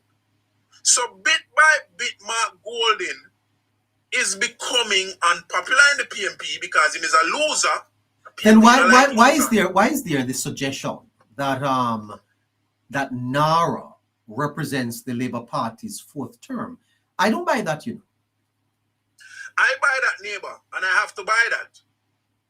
But hold on. If we never had a hurricane Melissa, then Jamaica's growth, its development would have been further ahead than it is now, you know. Now, Melissa is a setback for Jamaica, you know. Neighbor, but we can also look at it another way. And remember, you know, the PMP knows politics, so when you hear them say something, not just brush it to the side. Interrogate it. Are you telling me that the people of Jamaica will blame the government for the demise caused by the hurricane? You blame government for that? No. The opportunity that exists today with Nara and the hurricane, as the Prime Minister says it so beautifully, is an opportunity that would not have existed without the hurricane. So even though the hurricane caused damage and a few people lost their lives, there is an opportunity in every crisis. For example, we are about to spend about $2 trillion now just to build out infrastructure. That wouldn't have been available otherwise. We are about now to embark on a build out of infrastructure through this special vehicle created called NARA that will speed up the process. Without this emergency situation, the government would have to wait 18 to 24 months for one approval process to get something going. Right now, you realize, Mr. Protecting, that before NARA, the debt to GDP was projected to be below 65%. Yes, but the debt to GDP being projected to be below 65%, neighbor, would not have given us access to $2 trillion to spend. Yes, but minimum wage workers would have gotten a better increase if it wasn't for Melissa, you know. Yeah, but minimum wage worker would have gotten just $1,500 more. And that is a lot. That's almost 15,000. Neighbor, I have been calling my Mason for the past 6 months, begging him just to go do a simple thing at my yard. But because of the building that is happening on the western side of Jamaica now, people rebuilding, I can't get him just to go do a simple thing. So again, you know, the economy isn't something that occurs in a silo. The economy happens generally. Would you hold a minute? Would you hold a minute for me, Protecting, please? Okay, Harry, hold on, Protecting. Harry, yes, neighbor. Help me here. Before Melissa, wasn't Jamaica poised for serious economic development and growth? How you see? According to the DOJ, we're expecting anywhere between 3 to 5% over the next fiscal years. Hasn't Melissa caused quite a bit of pain on the island? Well, what it has done, neighbor, and I want to put the chart, is where we would have had our debt to GDP ratio going down.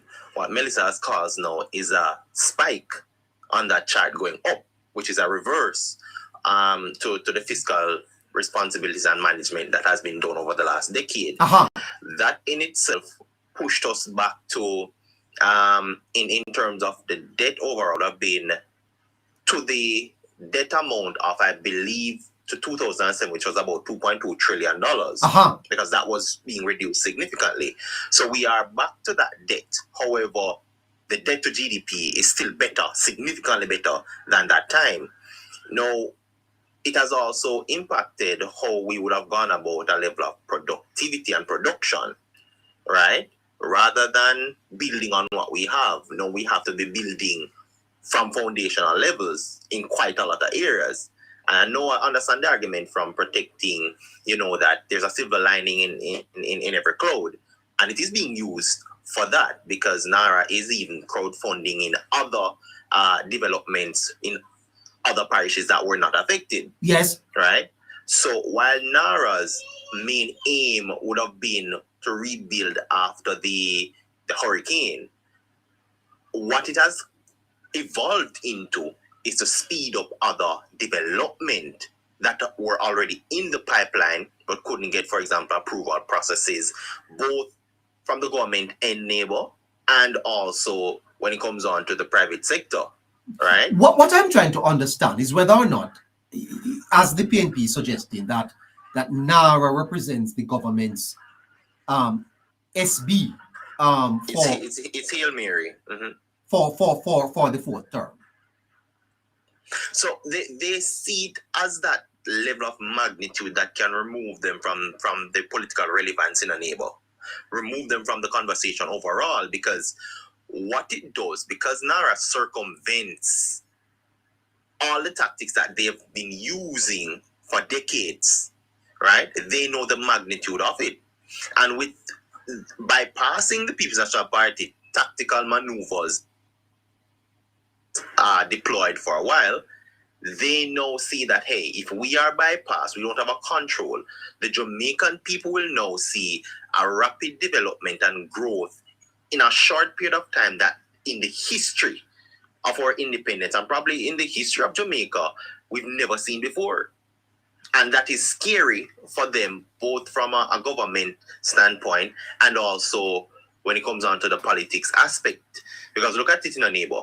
Crime has been the monster, the number one thing on the list in Jamaica for decades upon decades. Yes. And the government has able to, I want to say, tame it, right? They are on a consistent path to keep it low. I hope the trajectory continues down. That is something the People's National Party was unable to do in their best of times, according to them. Now, to add on to that, neighbor, to see proper infrastructure development coming, being fast-tracked, being done at a rapid pace where Jamaicans can see, can touch, can appreciate that level of development. It sets it moves the parameters as to what governance and government should have been doing, right? And that is something the People's National Party, unfortunately for them, does not have in their favor. And as such, that now pretty much puts them in a corner where the Jamaican people will look at them to say, listen, even in this disaster, the current government has not only rebuilt and helped the people of Jamaica, but positioned us in a level now for regional growth, right? Or regional dominance in terms of the Caribbean, and also a catalytic growth for the economy in the years to come. And I think that is something the people will put to this current administration, and they will remember it going to the polls for the next 4 to 5 years. Fantastic. Let's go back over to you, Protecting. So Protecting? Yes, neighbor, I'm still here. You have created a thesis, and I'm going to allow you to conclude on it without disturbing you any further. Go right ahead. No, man, it's not a disturb, man. The intervention that you made, Harry, do a while ago was needed because, Okay. Harry had the man with the money, Yes. So, yeah, I really want to find out, Protecting, if because this part of the voice note is not being discussed. That is it really the Labour Party's pathway to a fourth term, the NARA? Let me put it this way, neighbor. Uh-huh. This is the opportunity for Jamaica to finally be built out and developed to where it should have been many years ago. And I know that the leader who leads the Jamaica Labour Party is going to make every use of this opportunity. Already in a neighbor with the developments, because as I said to you, I know of about 7 projects right now that were in the final stages of procurement.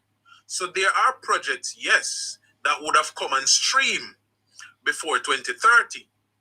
But what is going to happen now, as Harry said, that the crowding enough projects into the special vehicle called NARA is going to see a lot more projects coming on stream, and many of them will be completed before 2030. Now, the third term was always the term to put the Jamaica Labour Party with the developments of Jamaica. In another few months, Cornwall Regional will be opening, as I said. By the middle of next year, Spanish Town Hospital will be open. There are other projects happening right across the length and breadth of Jamaica. The Special Economic Zone has some projects right out there in out by Ferry Pen. A lot of projects coming on stream out there. There are a lot of developments to happen over there in St. Thomas. There are some developments to start over there in Portland. I just saw the engineers scoping the area for the urban center down in Aracabessa just last week. So, neighbor, there were projects that would be coming on stream. The expansion of the Aracabessa airport would have been taking shape this year. Currently, Norman Manley is undergoing an expansion of the runway to take bigger planes, jets, and the facility itself will be going through some expansion work. There are projects, the water projects, the greater Manchester water project, part of that will be completed in another few months, and there's another water project from Negril, and then there are projects, but NARA, the PMP knows, because they know the politics, will be opening a whole lot more projects, and many of them would have been completed by 2030. Now, here's one of what the PMP are considering neighbor. Somebody who sat in a particular meeting said to me, and I've said it here many times before, 2030, Mark Golding will be 65, going 66. Andrew Holness will be about 58. Mark Golding, an old man. No, well, 60, no, not too old. I'm almost yes, there. Man, an old man, that man figure sit down that, and since him love scratching bottom, if you all right, yes. No. Yeah. Peter Bunting will be 75. So if you notice this wrangling in the PMP, there is really no talk about Peter Bunting challenging anybody. But there are a few meetings that are exclusive to just a handful of people happening between PMP leadership that is contemplating that the only way to repel Damian Crawford is for Mark Golding to hand over the party to Peter Bunting. But that that not going to happen, man. Come on, Mr. Bunting, sir. No, neighbor, let me tell you something. I am not surprised by anything that the PMP does. Some people. Well. To be frank with you, 70 years old is not old, Neighbor. What age, Mr. Siaga? They're all dinosaur. They're all dinosaur. Yeah, but hold on. If a man at 70, wouldn't you go to a doctor 70 years old? All right, let me put it this way, neighbor. I do not have a problem going to a doctor at 70 years old. Yes. If that doctor competent have not been called into question for malpractice. Well, that is right. That is the point I'm making. If the person is competent and intellectually sharp, Peter Bunting have always been a part of the party which have always malpracticed politics in Jamaica. Yes, but I want to be fair with the age thing, because I'm getting old myself. Because there are members in the Jamaica Labour Party. It's not about age.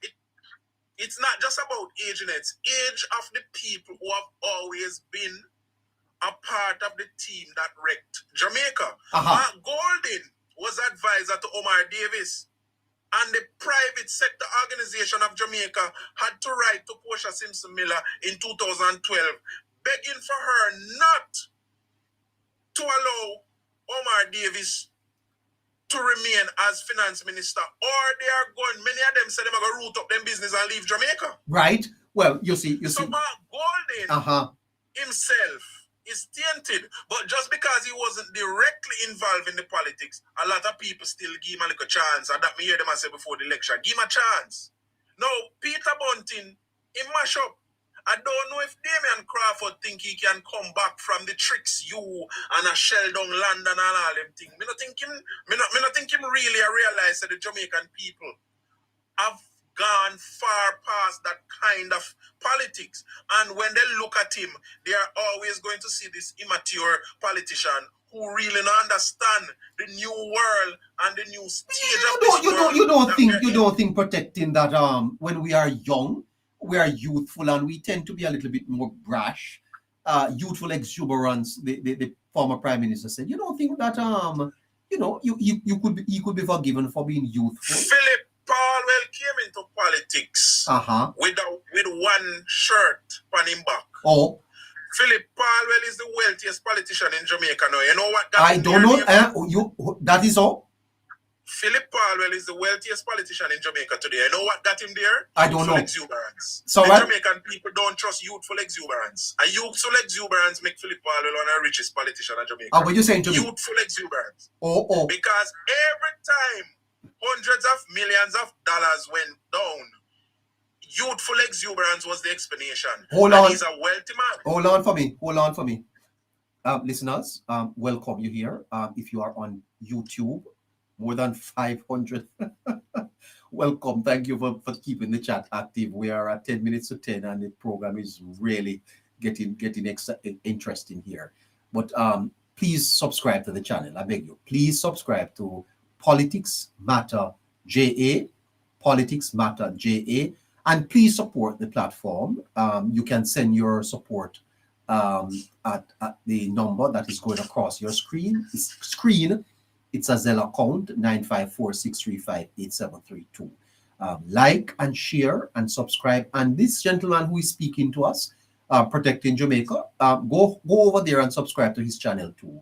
What is the name of your channel, sir? Protecting JA, one and only.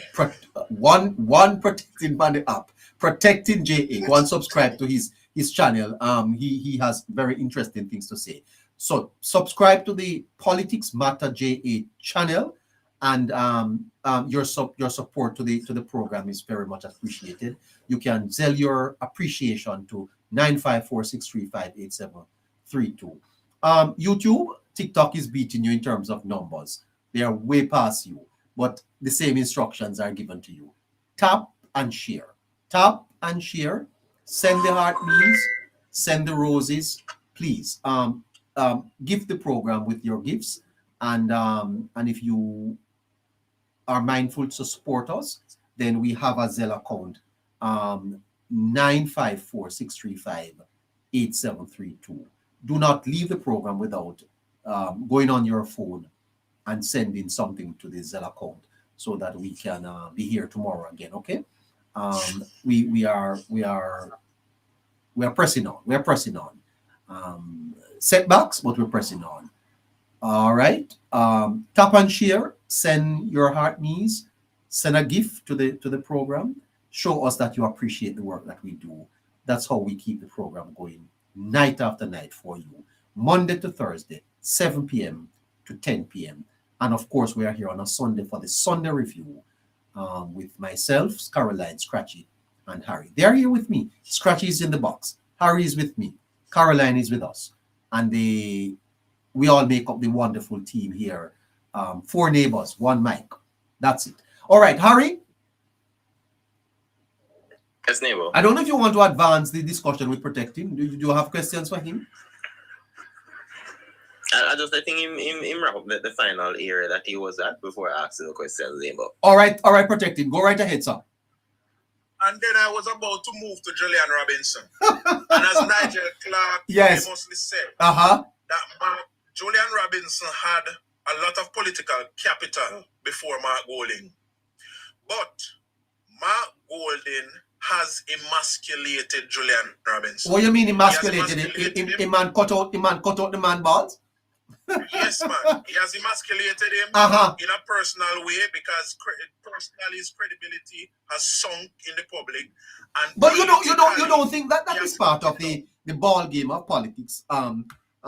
Protecting that you sometimes have to sacrifice all of that for the party, and in that regard, the party leader. You remember they used to call Mr. Shaw water boy. Yes, but it was different, neighbor. Mr. Hardly that did not have a situation where the leader was cutting him from the leg publicly. He did not have that kind of situation. Hardly Shaw, he played that role willingly because his intention was to form part of the very foundation of what made sense in the Jamaican political landscape. Let me ask you this. Regardless of what you will say, I see one of the listeners saying that they love the information what PNP is best for Jamaica. Why is there hundreds of thousands of Jamaicans that still feel that the PNP is the party, despite all the negatives? Tell me. Two things. The first thing is Michael Manley's sweet mouth. Michael Manley talked the best talk. He was a very bright lawyer, and he knew how to put his words together, and he knew how to orate. He was a master. Okay? So Michael Manley sweet mouth. So Michael Manley talk about things and he never do nothing. And the second thing is the Jamaica Labour Party fails to see the importance in teaching the Jamaican people that it is the JLP. It is the JLP that established Jamaica. Them fail to teach the Jamaican people. They fail to teach the Jamaican people that the very foundations of our independence were laid by the Jamaica Labour Party.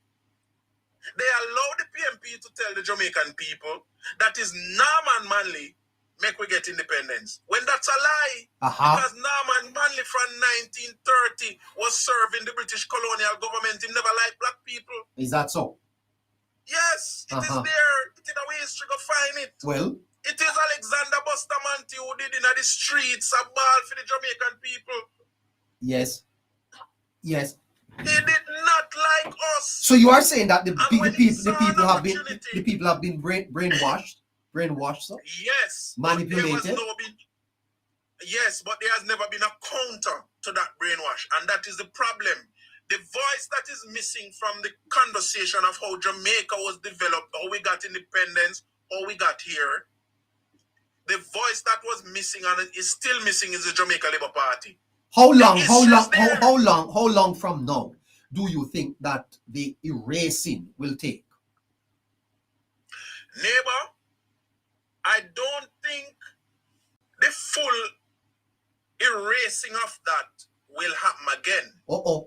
Because you have people like yourself and me. So, for example, I've been focusing on linking the history to the present in my videos on YouTube now. What you say to me? I recently posted a video just to share a little bit of information for a few seconds on the Rastafarian situation in Jamaica. Now, when I was growing up, I only hear say, Buster, beat up Rasta, trim Rasta, and all them, something there. But nobody told me until I had to go research for myself that Norman Washington Manley and the British colonial government was killing and beating Rasta from 1934. And Norman Manley was advising the British colonial government on the legality, what they could do and the legal backing that they could have. And when Norman Washington Manley became chief minister or premier in 1955,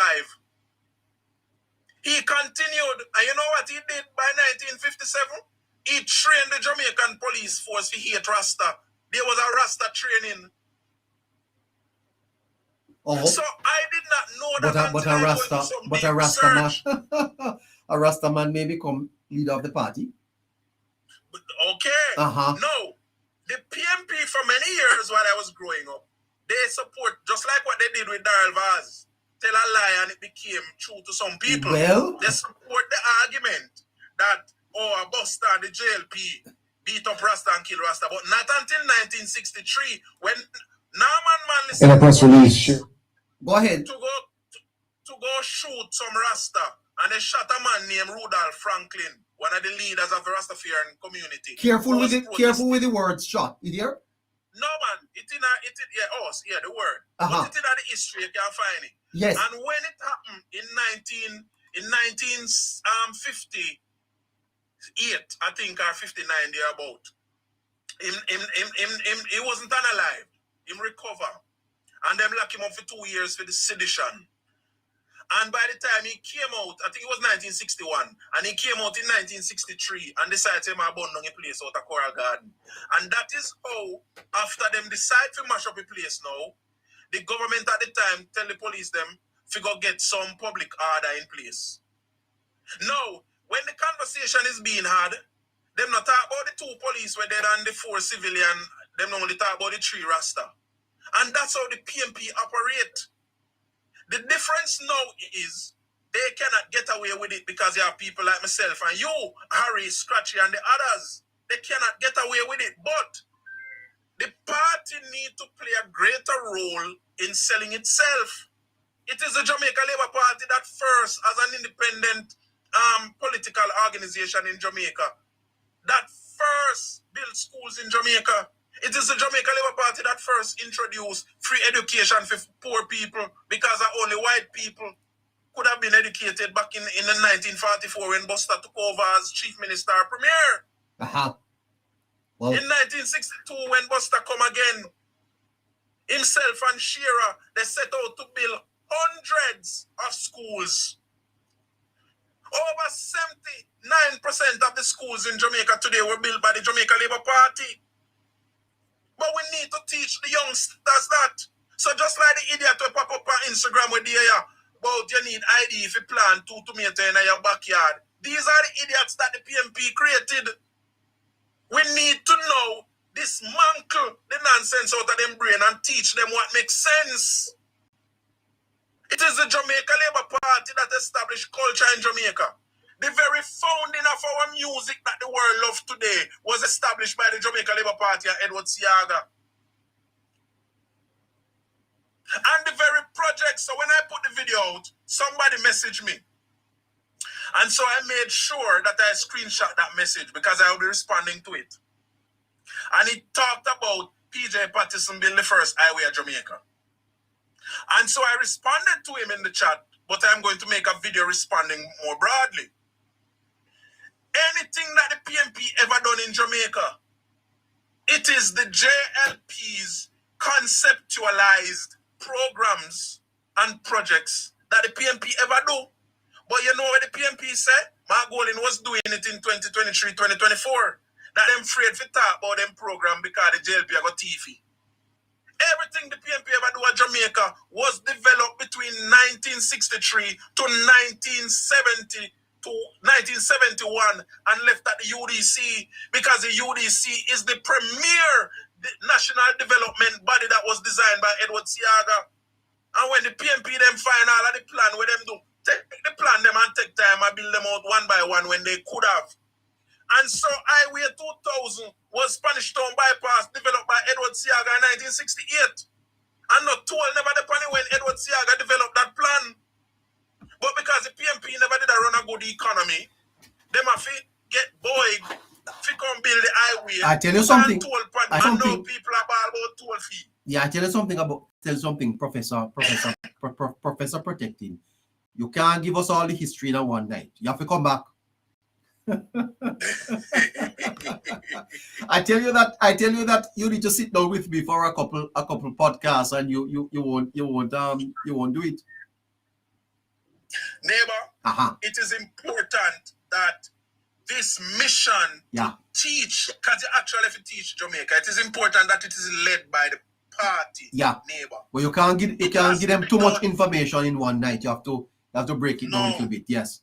but it has to be done because there are too many young people in Jamaica who does not know that the PMP did not do nothing. All them do was just follow and pick up and continue, which is what they were planning to do on September 3rd, neighbor. Well, they know the projects in the system because the comrades that are in the system holding up some of the procurement processes, they know all the projects and what they were planning to do, win election, come in, and then just roll out programs. So by the time you reach 2030, you look like them do something. Yeah. That's how they have always operated. The people need to know. All right. Harry, you wanted to talk to Protect in a minute? Yeah. I understand in terms of the history and educating the more youthful demography in society. Of what the data would show, majority not necessarily that they don't want to know what happened then, but in terms of what is happening now, I coin it as the rediscovering of Jamaica again, right? Neighbor, you can't run with that one, you know. So yes. to see what is happening and on what NARA is going to channel and what has been done in the last decade, how do you communicate that journey, that canvas, which is 20% completed based on the 10 years? How do you now communicate that to the 20-year-olds, which in 2030 will be probably one of the biggest sector potentially able to vote in that election? How do you communicate what is happening? They're seeing it, but they're not too connected with all of this development that's happening. How do you communicate that from a political standpoint for the government?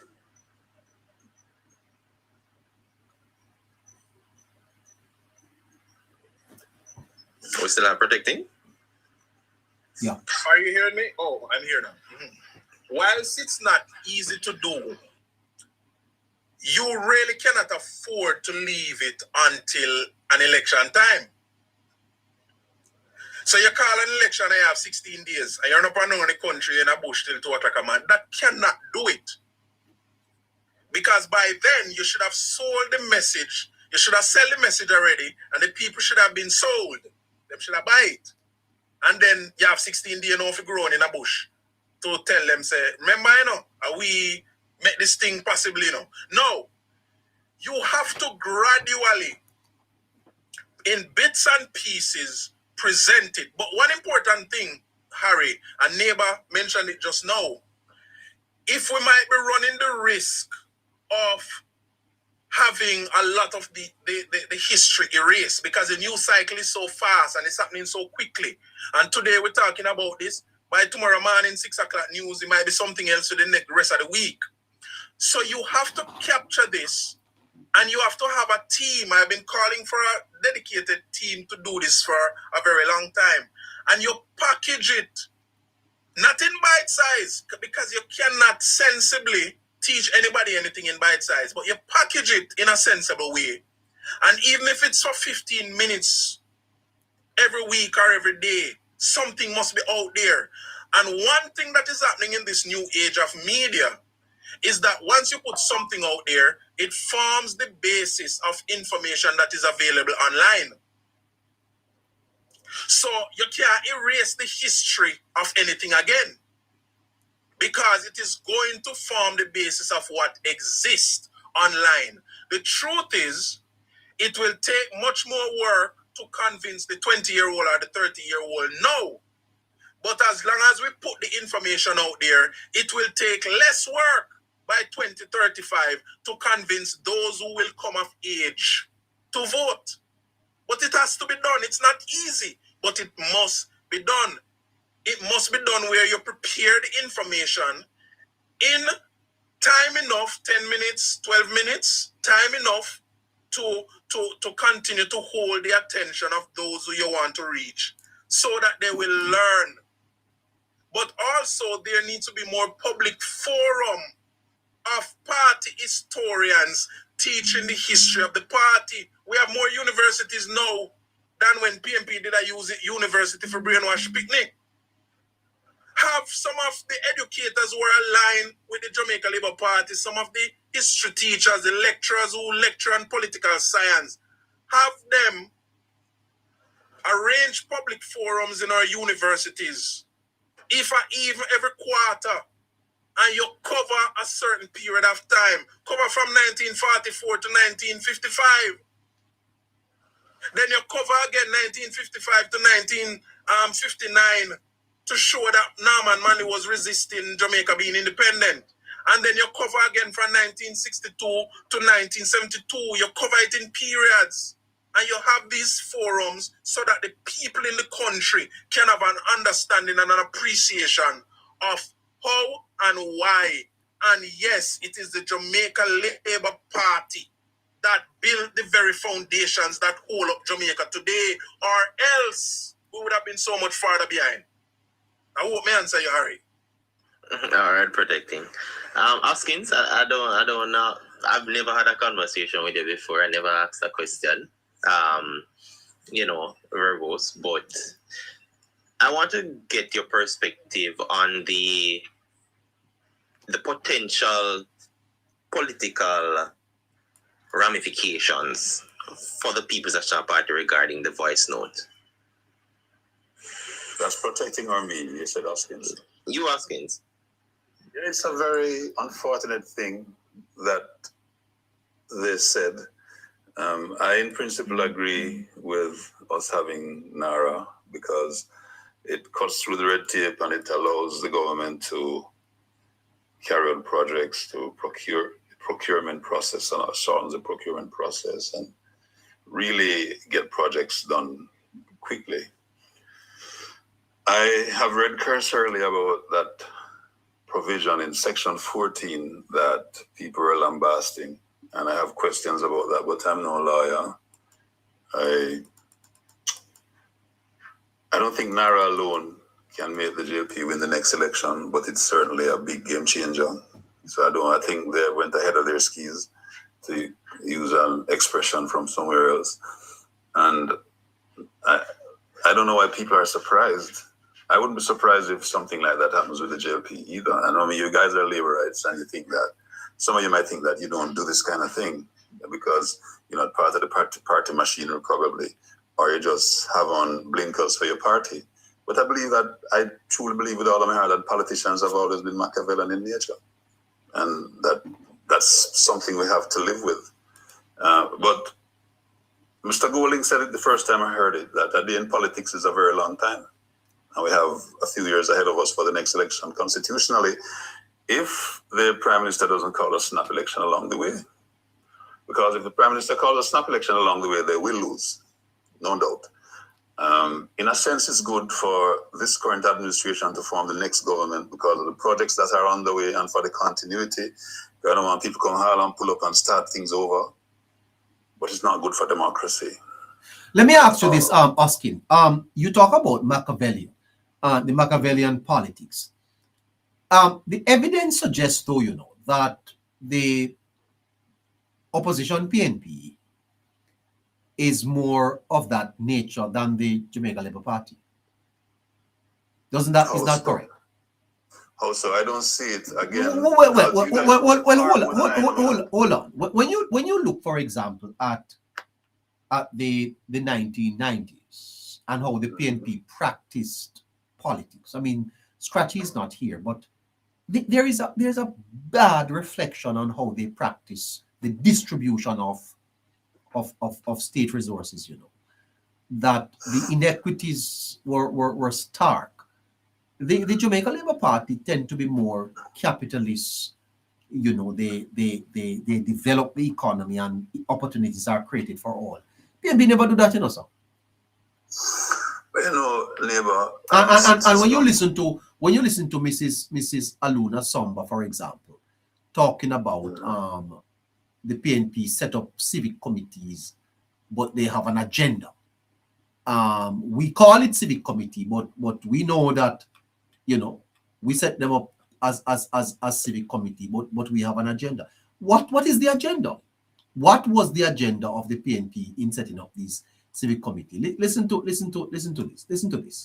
The business community to set up a civic committee. And it's called a civic committee, but I made sure that it is full of PNP people because we have an agenda. That agenda is what? What is the agenda? It's a partisan one. Right. Clearly, it is not the agenda for the advancement of the people of Jamaica. The advancement of the people of Jamaica was secondary.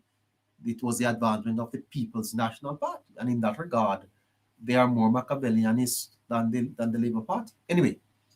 Here's why I don't agree with you. Well, I don't want to argue that, I'm just telling you that that is what the evidence points. The evidence points to that. Maybe I don't see it that way still, I don't see it as there being more Machiavellian than the JP. The JP may be more subtle. What I do see though is have you heard anything remotely resembling this coming out of the Labour Party at any time in its history? No. Yeah, well. So hold on. Matsik?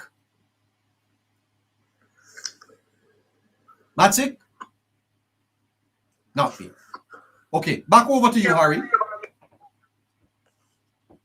Yeah, Hoskins, you said it would be in the best interest of Jamaica for the current administration to form the next government, right? Yeah. For continuity purposes. But that also doesn't bode well for democracy.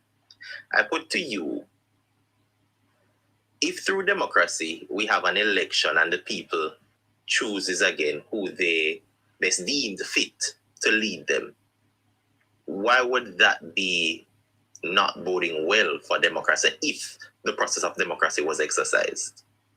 It's a fair hurry because the PNP did have 4 terms to, there had been a certain level of complacency and almost arrogance, I could label it, that had set in with that administration when they were on their 4th term. And I think that's why they lost when they lost 10 years ago. I have an echo, so yeah. If they weren't as cocksure as they were, people used to talk like this is PNP country. It's not. It's Jamaica. It's not Labourite country. It's not PNP country. This is our island. Nothing that we're famous for and renowned for came from any of the 2 parties.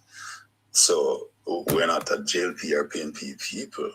But the politics has to happen through political movements. Even in communism, they have this one party thing that goes on.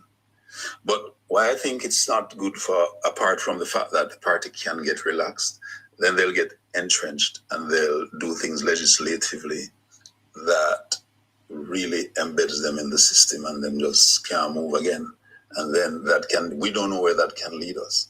Now, as far as people keep saying about Dr. Holness, but I don't see that in the man, that in dictatorial and so forth. He's a shrewd operator. He's a skillful man. He's a brilliant man, certainly on paper, the most brilliant man. And certainly in some of his practice, you can see that clearly this is a brilliant man. So he's good for leading the country, yes. There's no doubt about it. Him young, even if he loses the next election, I hope he doesn't, quite frankly, not because I prefer Labourite, and some Labourite might be surprised to hear me say that because I want to talk. Him could have win again the next election. Because what I've seen from the little I know, I don't know as you guys do, and I can't quote things like you guys and figures and GDP and HDI. I hear nobody talk about HDI.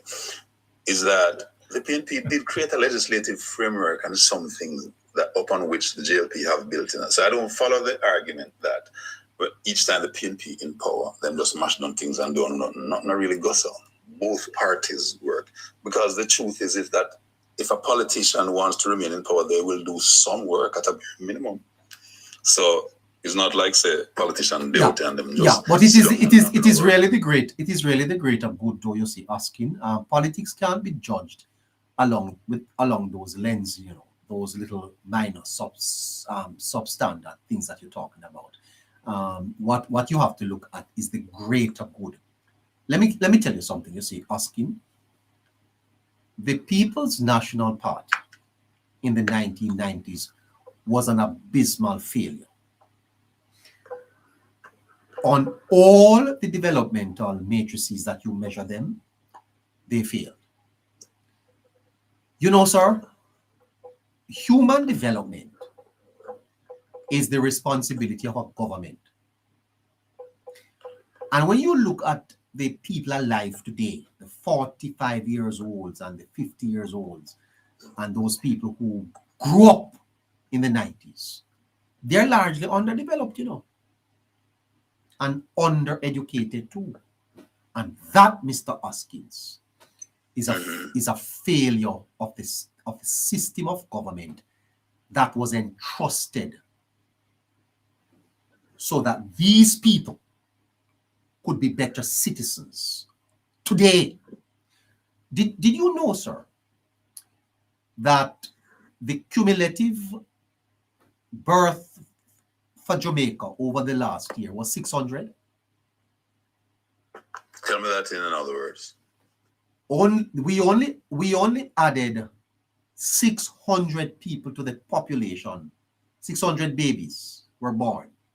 About that in Jamaica last year. I saw something about that, but then someone did an analysis about how many people. Hold on. You know how many people died? Yes. For the two decades, sir? You know how many people died? And you know what percentage of them were males? How many? The larger percent, sir. If I tell you the figure, you will not learn it. You go research it for yourself. I'll do that, yeah. Yeah. And that to me, sir, is a failure. Because when you can have a country that has 30,000 people violently unalived, where is success there, sir? Where is success? And the people hold on. Yeah. And not to mention the brain drain that Jamaica suffered, where how many of our people had to leave their country of birth to go look a better life in another land because the land of their birth could not offer them any opportunity. And at a time, sir, when the world economy was growing 5-6%, Jamaica came up with a term they call negative growth. That is success, sir. Is Jamaica the only country in the Caribbean that negative growth, sir? Anyway, you know that figure. Is Jamaica the only country in the Caribbean that I know Barbados was doing very well during that period. We were the only country, sir, and you know we managed Huskin to close down 44,000 businesses, putting thousands of Jamaicans out of job. Some people unalive themselves. Corruption was rampant. Crime. You're talking about FinSac?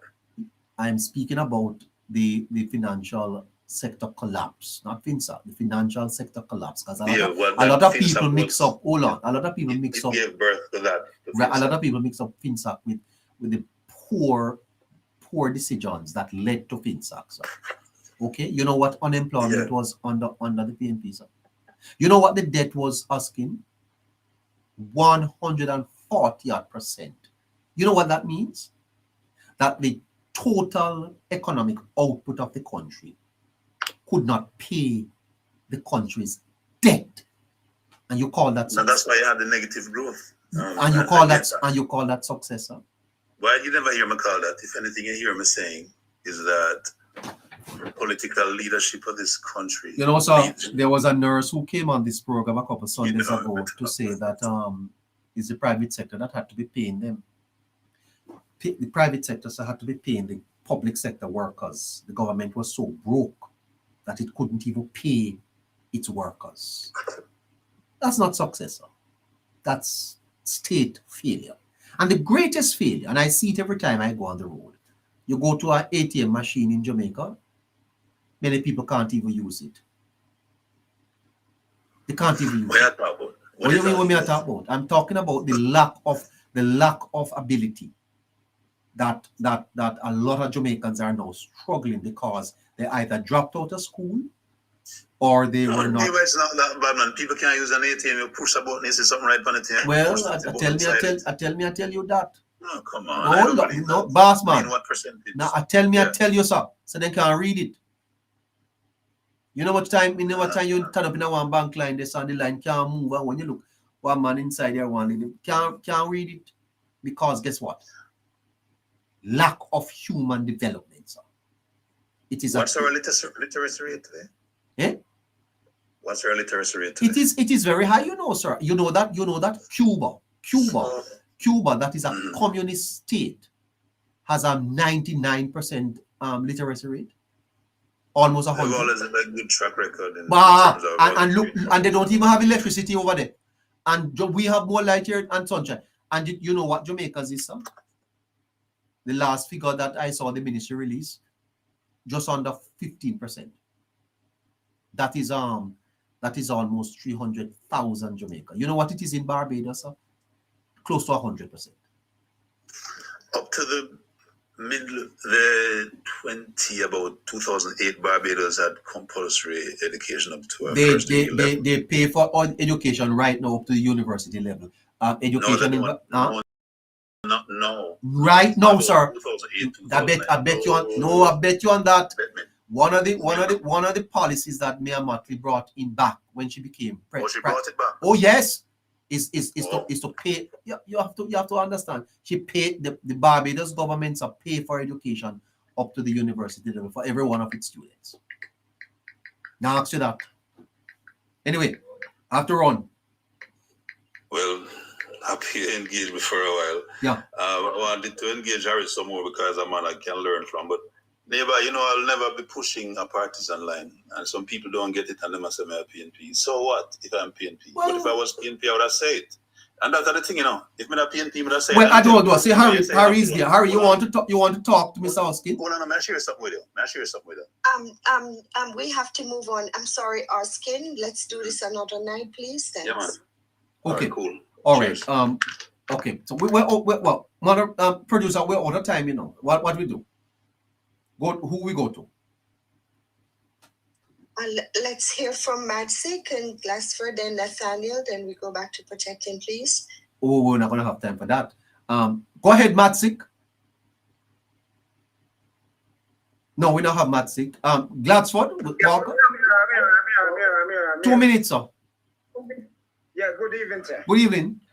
Yeah, neighbor, we just want to touch a little things about the whole sabotage of the whole PNP. I mean, I touch a vice note. But what we want to realize is that this sabotage thing has been a ploy of the PNP for a very long time. And I will bring our recollection to us. I was born in 1979. I'm 47. So I was, in all the terms that the PNP govern this country, I've noticed that when it is coming to an election, that's when any little work needs to get done. Long time we used to that. It's become a culture, and we hear people start saying, if I know election, we know see things are done. No. Since this administration has been governing, we have seen changes in that. That's one of the reasons why Dr. Andrew Michael Wallace have been rewarded with a third term. Based on that, because he have changed that stigma, he have changed that, and we have seen, and he was rewarded. Now, neighbor, this sabotage thing where the PNP are come with, I have experienced it because I'm very, very close to any representative that is in my constituency. Not because me want a handout, because I'm a very, very industrious person. No one knows, and that says a lot. No, and I've never get a grant from government to put a black on it. Me not have to benefit. No. I am close bit of development. I've spent my time now. I don't even want me because me now don't want to spend the time to go into a foreign country to develop it with my skill. I want to use it to develop Jamaica because I've got kids that live here, and with the demise that I've grown up with, seeing the lack of development, I want to change that. If I am one who can make a change, I want to be that one. Turn off your radio. Turn off your radio, sir. I'm a TV, sorry. Turn off your TV. A flat screen TV you had it. Turn it off. Yeah, kind of so. Yeah. But Turn it what down. I'm saying, neighbor, I don't want to use my time to develop another country. Uh-huh. The work that I do, I work all across Jamaica, neighbor. And to come to the point that I want to make tonight, I have noticed that I have traveled, know every representative will represent any constituency. Yes. I don't really know the divisional representation because there are a lot. But when me go in any constituency, me know who is the MP. Yes. Because I've worked the length and breadth of Jamaica. Okay, from okay. Westmoreland to Who is it? St. Who is MP for Central Westmoreland? I want man named Vaz. I don't the middle we do some work with the I see you. You're not too. Hold on, man. man. Hold on. One. Who is the MP for Central Kingston? Mr. The mayor, the former mayor Kingston, brother. Me not going at that now, cause to me mind up on one focus. Neighbor, make me focus. Cause me have 2 minutes. Nobody challenge me, but me know who me attack. You're not doing bad, man. Yeah, you're good. You're good, brethren. The former mayor at Kingston. Wait, hold on. Which parish you there? Hold on. What parish you there? Which parish? St. Mary, whatever. You don't St. Mary? Right down there, sir. Tell me where part of St. Mary there. Come here, come to St. Mary soon, you know. I'm in the division of Belfield. Yes. Tell me, producer. You want producer me know. You have to go buy me one sorrel beer. I can give you a NSC if you drink that. As the work we do, the government pay me adequately so I can sponsor, give my friend them a drink. Aye, right? That's yes, nice. No, me not tell lie because the government pay skilled workers. That's why I'm open art so that people can gain skill to have greater. Listen to me. Why you think the Prime Minister talk about the growth, the income of individuals? When say 5,000 US per year, I see. want to increase that to about 25,000 if we are gonna ever reach to a standard where we can satisfy and reduce brain drain. It is because if you don't have the skill, you will not be paid. Yes. And you will always think or talk about the 30,000 where the government say I'm going to increase over 4 years, 5 years time. I don't talk about that. No. That is for untrained and unskilled people, but the government still have to have a package for them. I'm not bashing it. What you say? What I am saying is that if you want to have greater increase, you have to go to the Art Trust NTA. What's here? The government have simultaneous driving skill and go on our Art Trust, where you can go learn to drive big truck. Look at that now. Hold on. Simultaneous? Hold on. You said simultaneous, huh? Where you go and you learn. Well, tell me what a word I mean. What a word I mean now. Simultaneous. When them call it now, when them call it where you go learn to drive truck, but you're not really in the truck, but you're in that computerized place. Me see the Prime Minister advertising what you're being. Simultaneous. I'm sorry, sir. I want to learn. I want to learn from you. All right, let me explain it to me. Just like our pilot would go to learn to fly a plane, they would go into what do you call it now, like an artificial cockpit. Oh, simulating. Simulating. That's the word. Simulating driving. Sorry about that. Too much chat so far sometimes. So they are teaching that in art where you can learn that skill. No. So you can go learn to drive truck. You get good money for drive truck, in a neighbor. Yes. And this is one of the advantage that people can take up. Yes. And when I heard, I don't know if it's Harry, that talk, or the other guy, that talk about the social economic. PNP can bash that again. They can't, because this administration have set a foundation where PNP to come in. That's why they are lost in ideas today, because the ideas that this administration is presented to Jamaica is foreign to them. They have never had a plan to, even if they know of it, they never had a plan to implement it because they want to. They never have a plan because this is the only way that PNP can come to power, to brainwash and give. Let me tell you what. By the way, I never know that, sir. I never knew that that was being offered at heart, It is offering that art. Never know and that is to show you that how far this government is going. You're not going to hear about it. And listen, these MPs that is governed by these constituencies that is governed by the PNP I follow them, you know. Oh. And when I noticed that the Labour right MP have these things posted and advertising to its people, Oh. the young people them, so that they can take up the opportunity. And I don't see the PNP them are posted that. Let me tell you, neighbor. And what you say to me, hold on, the PNP MPs do not promote the opportunities that are available. No, because sabotage is a part of their most precious idea to get back into government. I've heard on the ground people saying in my division where I live from 1983 it's been governed by PNP. And over the last 3 elections, we have seen where the Jamaica Labour Party have made tremendous stride that where they usually lose by 500, they are only losing by 67, 100 now. Think about that. And that is because it is the lack of development that people have not seen in their division. We've got roads that lead to the main road now is the worst it have ever been. And it is a PNP NP that we've got in our constituency. We have never seen that. Oh my God. People are saying that if Dr. Norman Dunn was MP, at least the road have already patched already and it don't look so bad. Is that so? Listen to me. Yes, sir. They put up a brand new sign. The council of the division put up a brand new sign, said, "Welcome to Bellevue." And I said to myself, to Bellevue? Bellevue's or Belfield? To Belfield. And I was saying, what is he welcoming people to? Because there is nothing here other than a brand new clinic that was negotiated. No. Welcome to Belfield. Welcome to Belfield.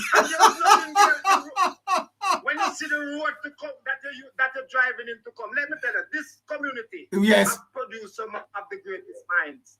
I can call some of the people because I'm not trying to discredit them, I'm promoting them.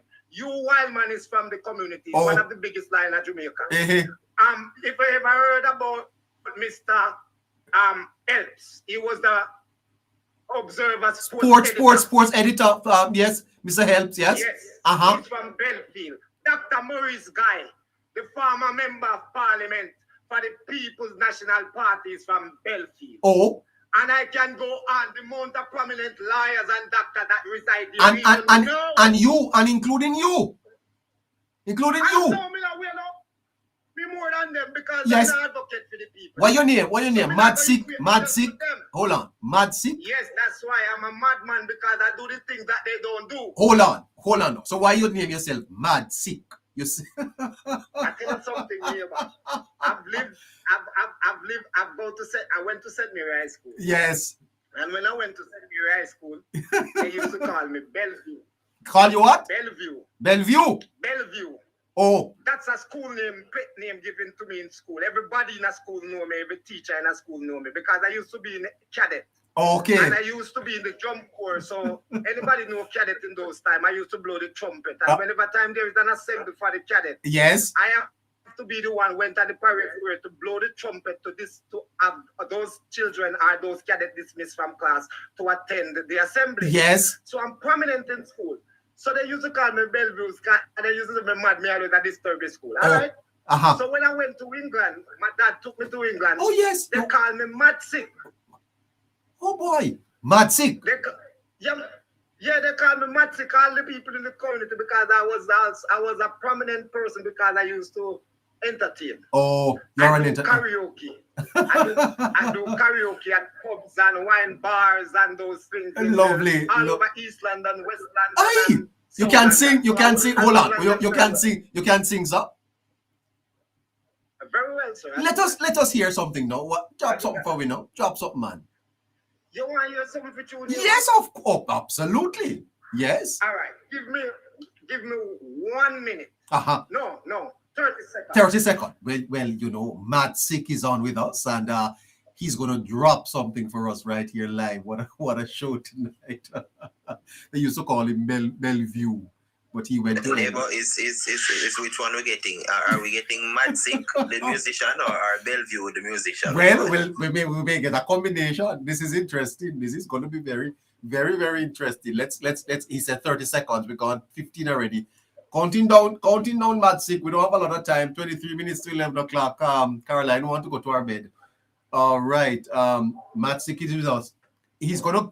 You drafting for your guitar, or you? Yeah, man. No. You there? Yeah. Yes. You ready for us now, sir? Yeah, I'm going to give you one song right here. Yeah, man. Uh-huh. What the song name, Matic? It's not the Cabra song you're going to sing? No, I'm not sing them expected songs. I'm a very old-fashioned person. Okay. You can hear my voice. Okay, yeah. I've got A little of the British, a little of the British, a little of the British accent, there, man. You know me, I check all that there. Yeah. Well, I do have a little bit. Oh, A little of the British accent there, eh? Yeah, man. Come on. Come in, Matsy. Come in, man. How will you take so long? I try to find one redeem, man. Oh, you find one redeem? No, man, Matsy. Come, a cappella, man. A cappella, come. No, hold on. You have to be patient. I was requested and I'm making it. No. You're about to visit my parish and my division soon, so you want to visit. Then we have a drink. We have a night. Dr. Norman doing as neighbor no one, me no new to him program, me already on him program. Okay. So maybe that's why you want to facilitate me tonight. Yes. Well, be patient. You know what I mean? But I'm trying to. Yes. Yeah, okay. Be patient. I'm trying to get it again. Yeah. You know what I mean? So please be patient. While we wait. All right, then. Let me do it. Let me do a cappella. I'm going to sing one song. Because two, me don't want to hold up the program. No, right.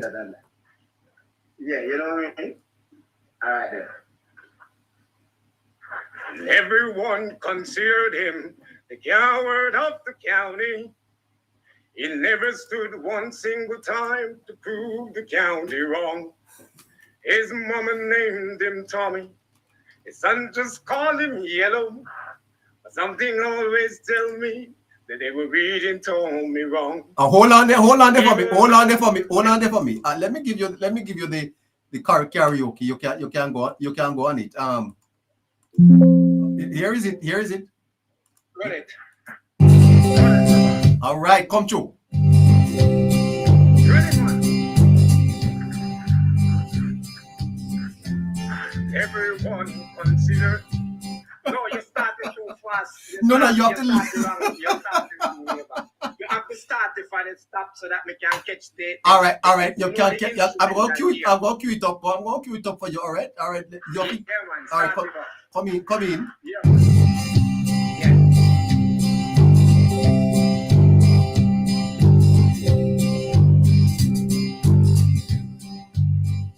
You have to come in there, so man. You know, catch.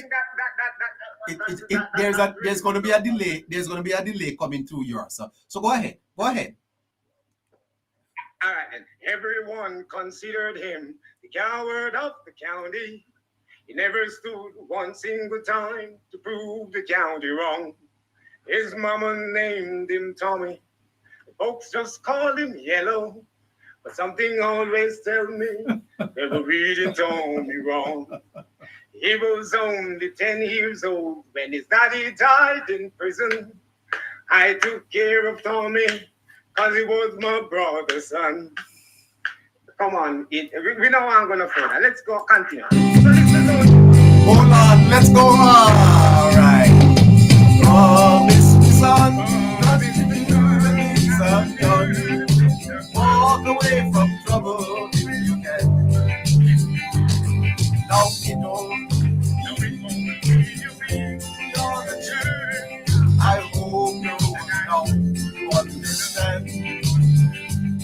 So you don't have to fight.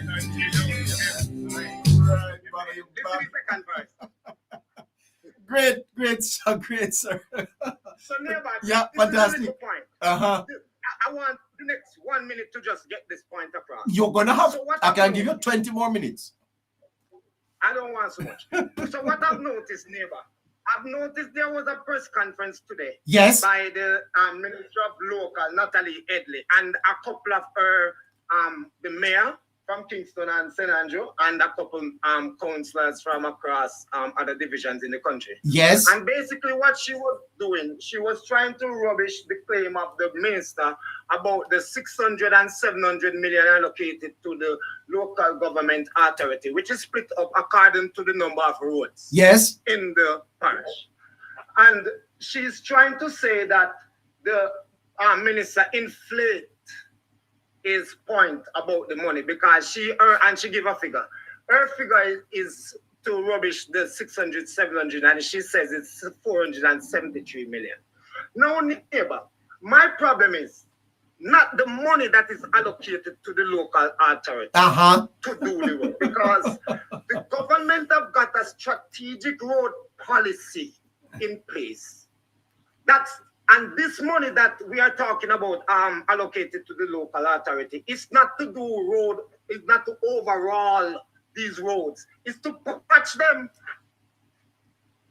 Think and take note. It's to patch them, because the Spark Road, what the Spark Road does, which is not a short-term program under this government, the Spark Road deals with not only main road, but also local roads, which is selected by the community, not by member of parliament. The member of parliament might have a consultation process where which community has arranged say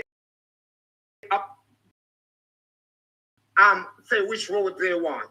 For example, I've got which will be done under Spark, which under the former MP, those roads were appointed to be done. They are Belfield Line and Belfield Pen. No, these roads are now in the process. They are now laying the pipes. I see the present member of parliament going there, parading these roads, saying that MP is at work. Now, I am the one who is under film skilling at the constituency. Because whenever time he does these things, I put a video out to rubbish his claim. The reason why I can do that, neighbor, I am one activist in the Jamaica Labour Party who don't activate because I want goodies. I activate because of development. And that is the reason why I make a commitment that I will not leave my country to work in a foreign country to develop it, but spend my remaining 23 years which I've got on this earth to develop Jamaica. Hold on. You have 23 years left? Yes, neighbor. The Bible says 10, and if by reason of strength 4. That's why I work. And if you want to have reason of strength, neighbor, it's not through your work hard. You have to have one little garden in your backyard where you till the soil. Hold on. So you know that you have 23 years left? Yes, neighbor, because the Bible and the Lord who anoint and appoint me to do what is right upon this earth tells me that I've got 10, and if me are 47, no, take that away from 78, my boss. Not 23. What you saying to me? But hold on, because hold on. Deny I don't have a lot of time left. So me not have enough time left then, sir. Me not soon gone. We don't have to worry. My God. And then I want to put something there, but I just said that. You want to change that spell of going away. When I was growing up, in my community, I'm from the very deep rural farming community. Yes. Now listen. Some of the old, when I was growing up, Mr. people I lived till 101, 102, 103. What you say to me? So I don't have a lot of time left then, sir. My goodness. I think we still got one of the oldest person living in Jamaica, still living in my community. I think she's 103 now. So listen, when I was growing, I used to see these people, old people, you know what they used to do, neighbor? They used to either dig them grave and put it on a weight on them for dead or then casket. And neighbor, I had these people them left for dead. How you calculate your time? Hold on, how you calculate your time? You take away your age from 70? Yes, 47 from 70 or 23, according to the maths where they teach me at school. I don't know if you're right, but that they teach me. Okay. All right. Yeah, 23. You know why they call me Matsic? This is the reason why they call me Matsic, because I always come across the way I do just now. No, you don't come across as mad or sick at all. No, people who don't understand that I've got a jovial way of reasoning without being bored. Yes. Oh, you're fine. Might come across with this sarcasm and they think that I'm mad. But that's all right. I love when people think that I'm mad because, neighbor, I read a lot. And I teach my son that if he wants to achieve anything and to be anything, you have to read everything and read anything, because by doing that, you will be able to be superior than your peers, because you will be more informed, more educated, and more knowledgeable. And you can be able to expound and elaborate on any topic. But you're slick, man. You're slick. Read. Read. Yes. Stop reading. that is the reason why Jamaicans have been fabricated and sabotaged and taken for fool by the PNP. Because majority of these people don't have time to read. They don't have time for the things that affect their life. They don't have time for the information program. Them know what the TVJ news. Unless I want big sitting where go on and everybody about it and they want to see for themselves. When the business news come, them no business. When the news come, we are talking about the government policy and plan. They don't know. They know what Chinese news, which is the government news will give information which is more accurate than what the PNP again. So the PNP get away with murder and social media, neighbor, because that's where most people spend their time.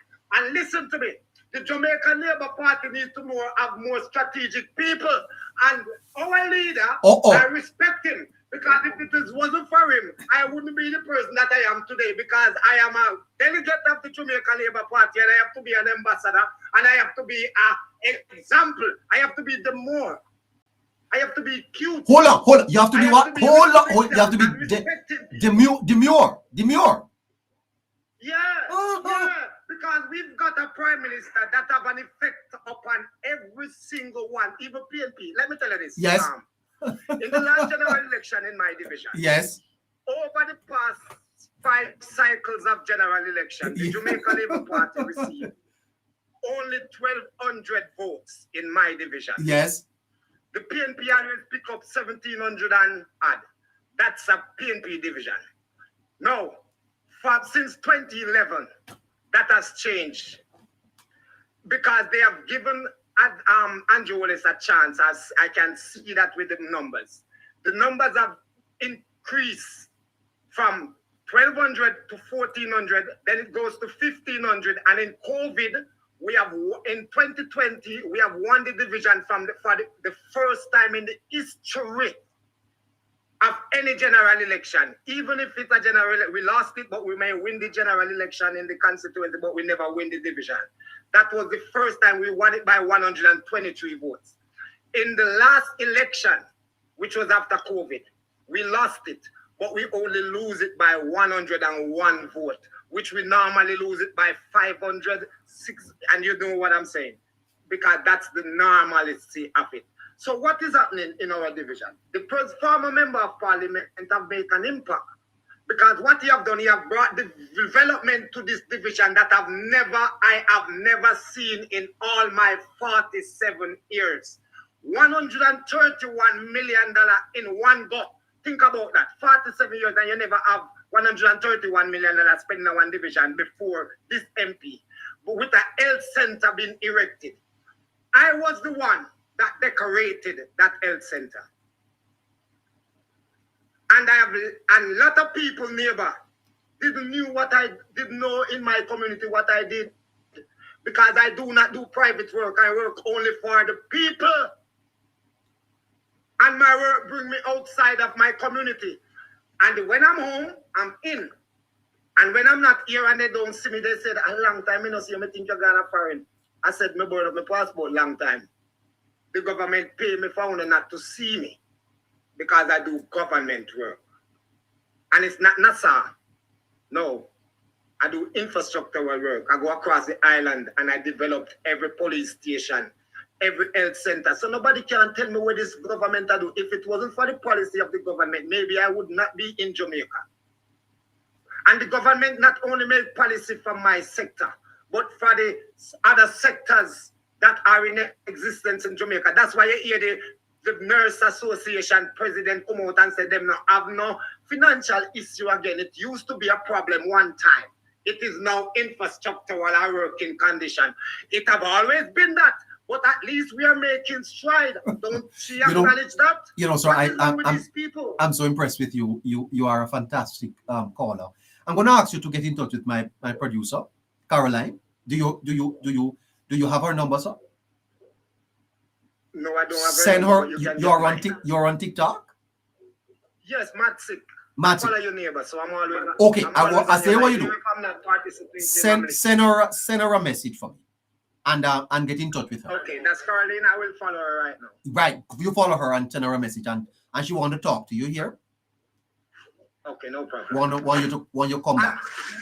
Want you to come back. Neighbor, I tell you something. I'm gonna terminate it, but the point is, the PNP has been and is sabotaging Jamaican. And in my division, for the last 2-year local government election, the mayor, right now, the councillor, have only done 2 roads in the division. We have never seen drain cleaning. We have never seen debushing in these roads that is under his portfolio. But every Friday, we can see people going to the parish council getting checks for what? That's the PNP. And that's the one people ask why PNP, people support PNP. This is the reason why. Because of this. People in Jamaica are lazy, and that's why they don't take the opportunity to earn a skill or get a skill to earn more.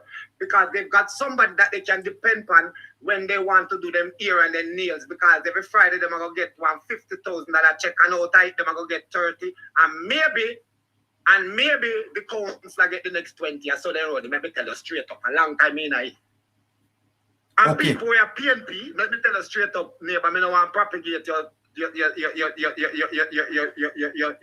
station, and it's not propagation. Anything me say approve. It's just that the Jamaica Labour Party minority leaders, they are rubbish in the council. They are not holding them accountable to. Sometimes we have to bash them, and it's all over the country. We have to be honest, because a lot of these things are going on, and we never hear none about it. So the question we have to ask, me know PNP, you know, I wonder if Labour right to do it too. Me never get one of them checking up because I'm industrious. Me don't know nothing about them sitting there. Me I tell you the what, say it a go on. Me never got one parish council in my life to say me do one debushing or one drainage for MP or council. They can't give me them something. But what they do though, they might create an opportunity for me to get a job. One development I go on, and because of the work that I do, neighbor, I'm able to get a job from that development. Yeah. Talk to my moderator. You hear, sir? My producer. And moderator. Yeah, she will talk back to you. I'm gonna follow her. Take care of yourself. Thank you, my brother. I love you, and everybody have a good night. I respect the vibes with everybody, and I love everybody. Everybody is positive. All right, respect. Nathaniel. Blessings. Blessings. Nathaniel. Nathaniel. Yes, sir. Blessings to you, sir. Hi. How are you? Not too bad. That must be up yourself. And the others on the platform. Good night, ladies and gentlemen, listening to the program. You know, neighbor, I was listening to the PMP press confusion today about as part of them do a press confusion stating about money crisis in the municipal corporation. But the funny thing about the press confusion, neighbor and was listening. It was a press conference. Yeah, press confusion. Confusion? Yes. Nathaniel, I'm sorry, neighbor. Nathaniel, please hold on. Neighbor, let's speak to Protecting, then we get back to Nathaniel, please. Okay. Well, wrap no protecting.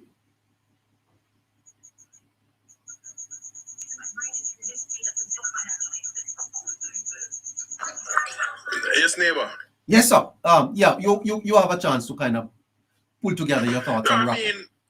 I mean, at the end of the day, neighbor, we can look from here on in. There is a lot of different happenings coming over the next few weeks and months, because there will be an attempt to continue to throw some things onto the wall until something stick, because they have to create a distraction from this.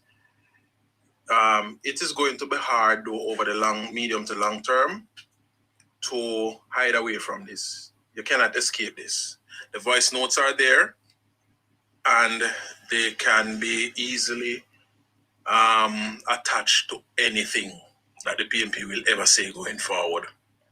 I was looking at a minister without portfolio in Westmoreland today, while they were putting up the homes for those people. And I saw Dwayne Vaz, and I was shaking my head, because you see, they understand the politics in a neighbor, and that's the reason why they're trying to come out ahead of all the stories that will come, of all the headlines that will give the government the praise. They're trying to come out ahead to at least remain a part of the conversation. But it just not work. The people of Jamaica on a wider scale must now understand that what we've been trying to tell them over the many years, especially myself, that the People's National Party really have no love for Jamaica. I reminded us some time ago that Mark Golding has never said out of his mouth that he loves Jamaica. The only thing I've ever heard him say is that Jamaica has been very good to him. I saw the other day that Politics Uncovered, Natalie, raised the concern that the PMP has never fashioned the Jamaican flag in any of their events. Never, ever, ever, ever. Not even for sew on one little flag on them orange shot them. Them never do. You have never seen a Jamaican flag in a PMP meeting. Because it's not about Jamaica for them. They don't care. It's not important that Jamaica gets hurt. Because it is always anything that is good for the PMP to always keep the party in power, I for them think that. To always keep the party relevant, I for them think. I hope the Jamaican people really pay attention. The People's National Party has never loved Jamaica. If you notice, neighbor, if you might give me a few more seconds, because I know say you're close. Every time it's coming down to an election, I want the people who are here, 300 add over here, so, and a few other 100 on YouTube. Wanna spend a few minutes, man. Ask Google a few questions. It's a simple question, and Google will give you the information. Every time for the fourth term that the PMP were in power, every time it's coming, every time they have about a 2 year or a year left for an election, you hear them launch one program somewhere. Or then change the name of something. Every God Almighty the PMP say them do. Change the name of something. Then change the breastfeeding and lactating mother program and the food stamp program to part. That's all them doing, change the name. And those programs are instituted by the Jamaica Labour Party. Then they change the adult literacy program to Jamal. All them do change some name. The JUTC was changed from thing there. What name again? JOS. That's all them do change the name. Every time it's coming close to an election, so they come with them say, yes man, the PMP, the boss. Them not do nothing. Not a thing. Them bill off a tree transport center, half eye money thief. A highway 2000, PJ end up with 2 houses in France. Then get free light bulb and he end up cost with 200 million. Them not do nothing to benefit Jamaica. It's always to benefit them. And the people of Jamaica must continue to pay attention to this. The only party who ever do nothing to lay the foundations in a Jamaica is the Jamaica Labour Party. And from the inset, the party was birthed out of the labor movement. That's how the party was birthed. The PMP was birthed out of opportunism. That's what it was birthed out of. They saw a way that they could get the people on their side to manipulate the people and to enrich themselves. The only difference today is that technology is exposing them. And I want the people of Jamaica to recognize that. Good night, all well-thinking Jamaicans, all true patriots of Jamaica. Good night, neighbor. Good night, Caroline. Have a great night, sir. All right, Nathaniel, back to you. So, as I was saying earlier with people, I don't know how many of you have watched the press confusion that was held by the PMP this afternoon. Because they claim that they have a money crisis. And then I look and the individual present, I realize that they have present to speak to the Jamaican people. The mayor from Kingston and St. Andrew. Yes. I can't quite remember the mayor of Kingston and St. Andrew upon record telling the people that him a gel up the thing with taxpayer money. Yes. There's also the General Secretary telling the Jamaican people where and where in tell the mayor to put the money and in what division. That was what taxpayer money was used to do. Yes. For political gain. Yes. But today they come and tell me say they have a money crisis. So after they spend taxpayer money and gel up the thing and put some in the heart of the division to shore up the vote, they have a money crisis now. What can go so? Mm. When you put somebody like that on your panel, they come to the people, then the people are going to trust them. When the question was asked about the voice note, Yes. never. Yes, sir. Nikisha herself said the executive group where the voice note came from, there were more in there. Yes. And it has can't be me say, why did the so-called media house? Because the reason why it says so-called now is because when they went there on Sunday, they attacked the media house. So him say so-called now. Uh-huh. Can't call the name of the media house, it says so-called. So when you listen with Nikisha said, confirming to the people of Jamaica, I said, there's exactly a group. But Mark Golden came to us on Sunday and said, no, you know, we hear that. So I want to find out to my people of Jamaica. They ask me, say, you can't twin the two videos together. And just ask a simple question and you need it to the Jamaican people who no trust and who tell the lie. Yes. You're quite right, sir. Yes, I ask them which one of them, the people of Jamaica, to tell us who sound truthful.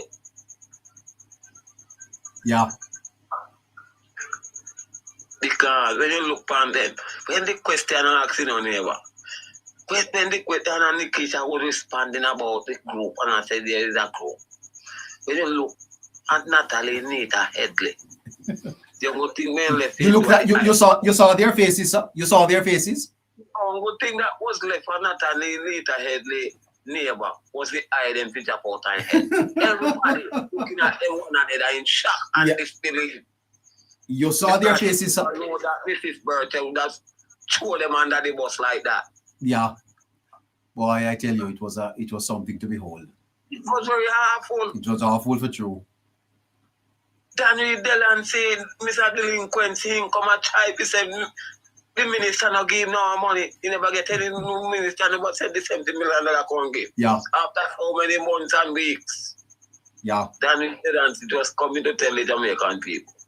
After him down there sabotage the people and can't get, I'm not dealing the foundation to the people. It seems to me though, you know, Nathaniel, that they have their eyes set on the local elections. How you think it will go? Guerrilla tactics. Uh-huh. Right? So if you realize Councillor Chang, the reason why they push out Councillor Chang. Councillor Chang was not in the agreement of the delay tactics and suffering the people. In the name of political gain, Councillor Chang not upon that. And in very short that neighbor, there's going to be 2 more councillors that is coming because they are not in agreement. What are you saying to me? The delay tactics and the sabotage of the people. I have heard voice notes, you know, neighbor. The deputy mayor down there, Dan, the one who said the thing give the people them up to pit tiling. It's not him. Dan. Yes. Bobby Monty would have called him one job. Oh. Wow. Yeah, Bobby would have called him one job. Yes, that was what that man was bragging and boasting about during the election campaign. Saying give the people up to pit latching. So I never know say something where you're defecating is something to brag about. I never know. Yes. Since when something like that can be used as a political football to brag about. Uh-huh. It seems that there was something good that they have given to the people. Yeah. Well, Nathaniel, I want to have to thank you, sister. I'm out of time. You listen to the point. Everything never will come back here tomorrow. Yo, man, you check me back tomorrow, yeah. Come early. Because I'm serious. Come early, you hear? There were. Respect, respect, man. Take care of yourself. Good night, Oh, guys. thank- Good night, sweetheart. Sleep well, you know. Oh, wow. And they ever keep you up so long again. You hear? Well, can you imagine, sir? Yes, it's a late chip, 8 minutes after 11 o'clock. Well, YouTube, thank you so much for tuning into the program tonight. We had some little challenges at the beginning of the program, so we had to take our time to sort it out. So we came late, so we made up at the time with you tonight. I want to thank you for joining the Hello Neighbor show right here on the Politics Matter Jamaica YouTube channel. Until we join you tomorrow, I want to thank you for tuning in. Take care of yourselves, and we'll catch you tomorrow, okay? Always take care of yourselves, and thank you so much for your support. Catch you again tomorrow. Bye-bye. TikTok, thank you so much. You're here. Please remember to continue to support your channel and support your neighbor and the work that we do here. I'll catch up with you tomorrow. You hear? Take care of yourselves. Bye-bye. Bye-bye, YouTube. Bye-bye. Thank you so much. All right. Thank you. Thank you. Thank you. Thank you so much. Thank you. Bye-bye, V.